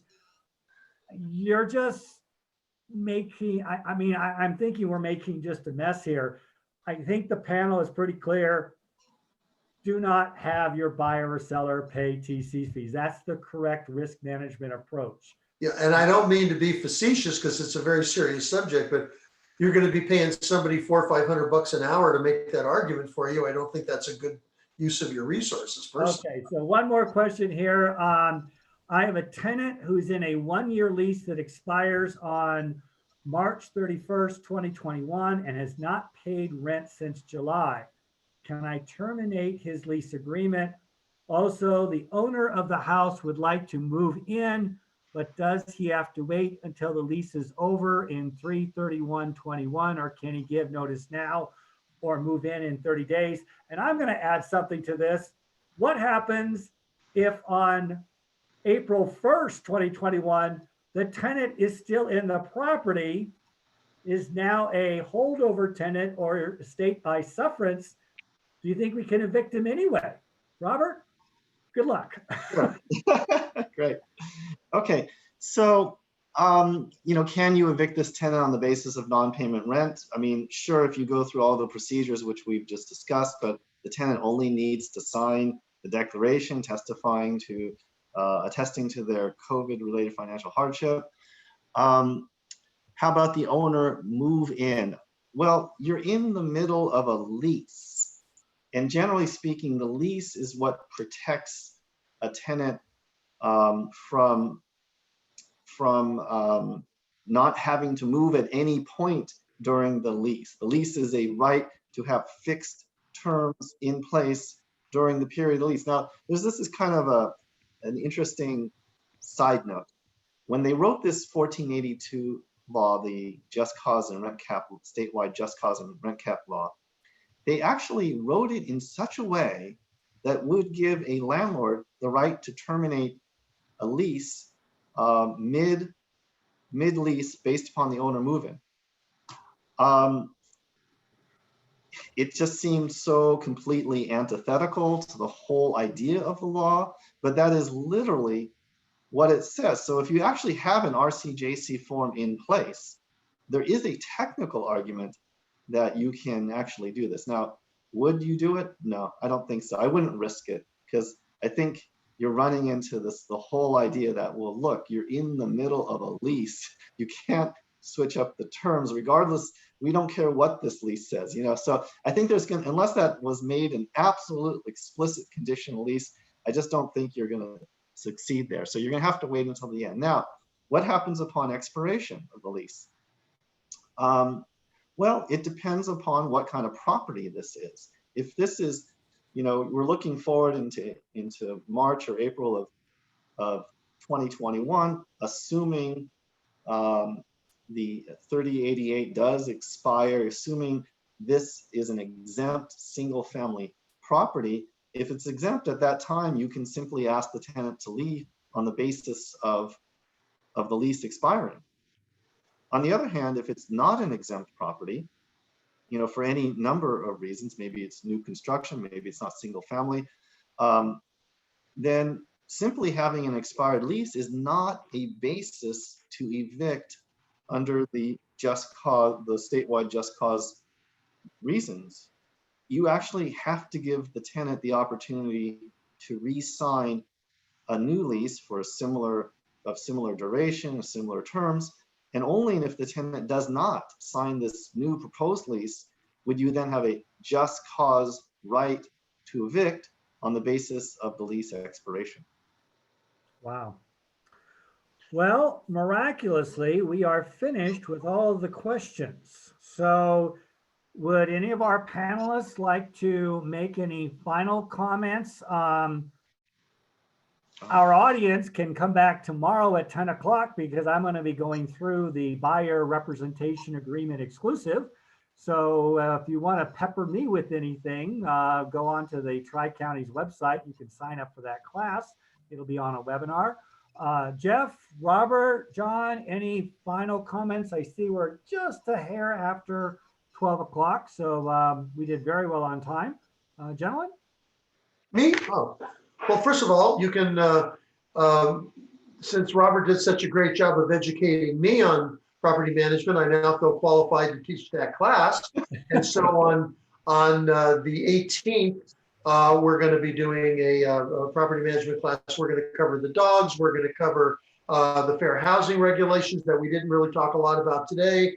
We're going to talk, by then we'll know about the hate speech law. And of course, we'll talk about 3088 and a lot of the stuff that Robert did talk about today. Again, all I can say is you can tell by the questions and by our responses how complicated things are today. And we haven't even finished with our election, which means that there could be significant changes at the federal level, depending upon how all that turns out. We know that the legislature is going to be at least, if not more, one party controlled. So I suspect that Sanjay and the guys up in Sacramento are going to be real busy. So now now more than ever, to be a member of NAR and CAR and the board is probably the best money you can spend, because you got people like Robert working their tails off at CAR, making sure you stay current. You got people at the NAR level, and I know that Laura and I work very, very hard, and the board works very, very hard to keep you members informed. You just got to read, read, read. John, somebody would like your contact information. Perhaps Laura can send that out to all attendees. Well, I Already sent it out. We just sent it out. Great, great. Yeah, unfortunately, you can't contact me in the Bahamas right now because all that's restricted. So I'm here, and if somebody has a question, so I'll leave it to Robert and Jeff to sum up what they want to sum up. I don't really have much to say except thanks for hosting this event. This is a great panel. I really enjoyed the discussion. I want to thank everyone who is listening in, and anyway, just have a really great afternoon. Yeah, I agree. I think you guys took care of the main concerns there. If you guys out there have any additional MLS questions, I want to make sure you know that on crmls.org, we have a monster knowledge base of FAQs and videos and every kind of guidance you can think of. I would say it's fair to say if you spent an hour on that site or on our YouTube education channel, you would be light years ahead of the other practitioners out there in terms of your ability to comply with the MLS rules. So take advantage of that. And if you really do need to talk to somebody, you can call us at our customer care department or come into our compliance chat, and we can talk directly to a compliance analyst. If it's really serious, I mean, it'll get escalated to me, and I'll try to help you out as well. But good luck out there, everybody, and thanks for letting me sit in with you guys. Okay. Mary, Laura, who wants to sign us off? Well, that was a great presentation, tons of information. Big giant thank you to Ed Estes for being our moderator, and Robert Bloom and John Giardinelli and Jeff Smetana. Thank you so much for sitting in and participating, and just great stuff. Probably way too much great stuff. Anyway, don't forget we have that event tomorrow with Global. And I just want to say thank you to everybody. Please be safe and stay healthy, and just hang in there till we get the results of this election. All right. All Thank right. you. Bye. Thank you, everybody. Take care. Thank you. Thanks a lot. Bye. Bye. And that's a wrap. Bye.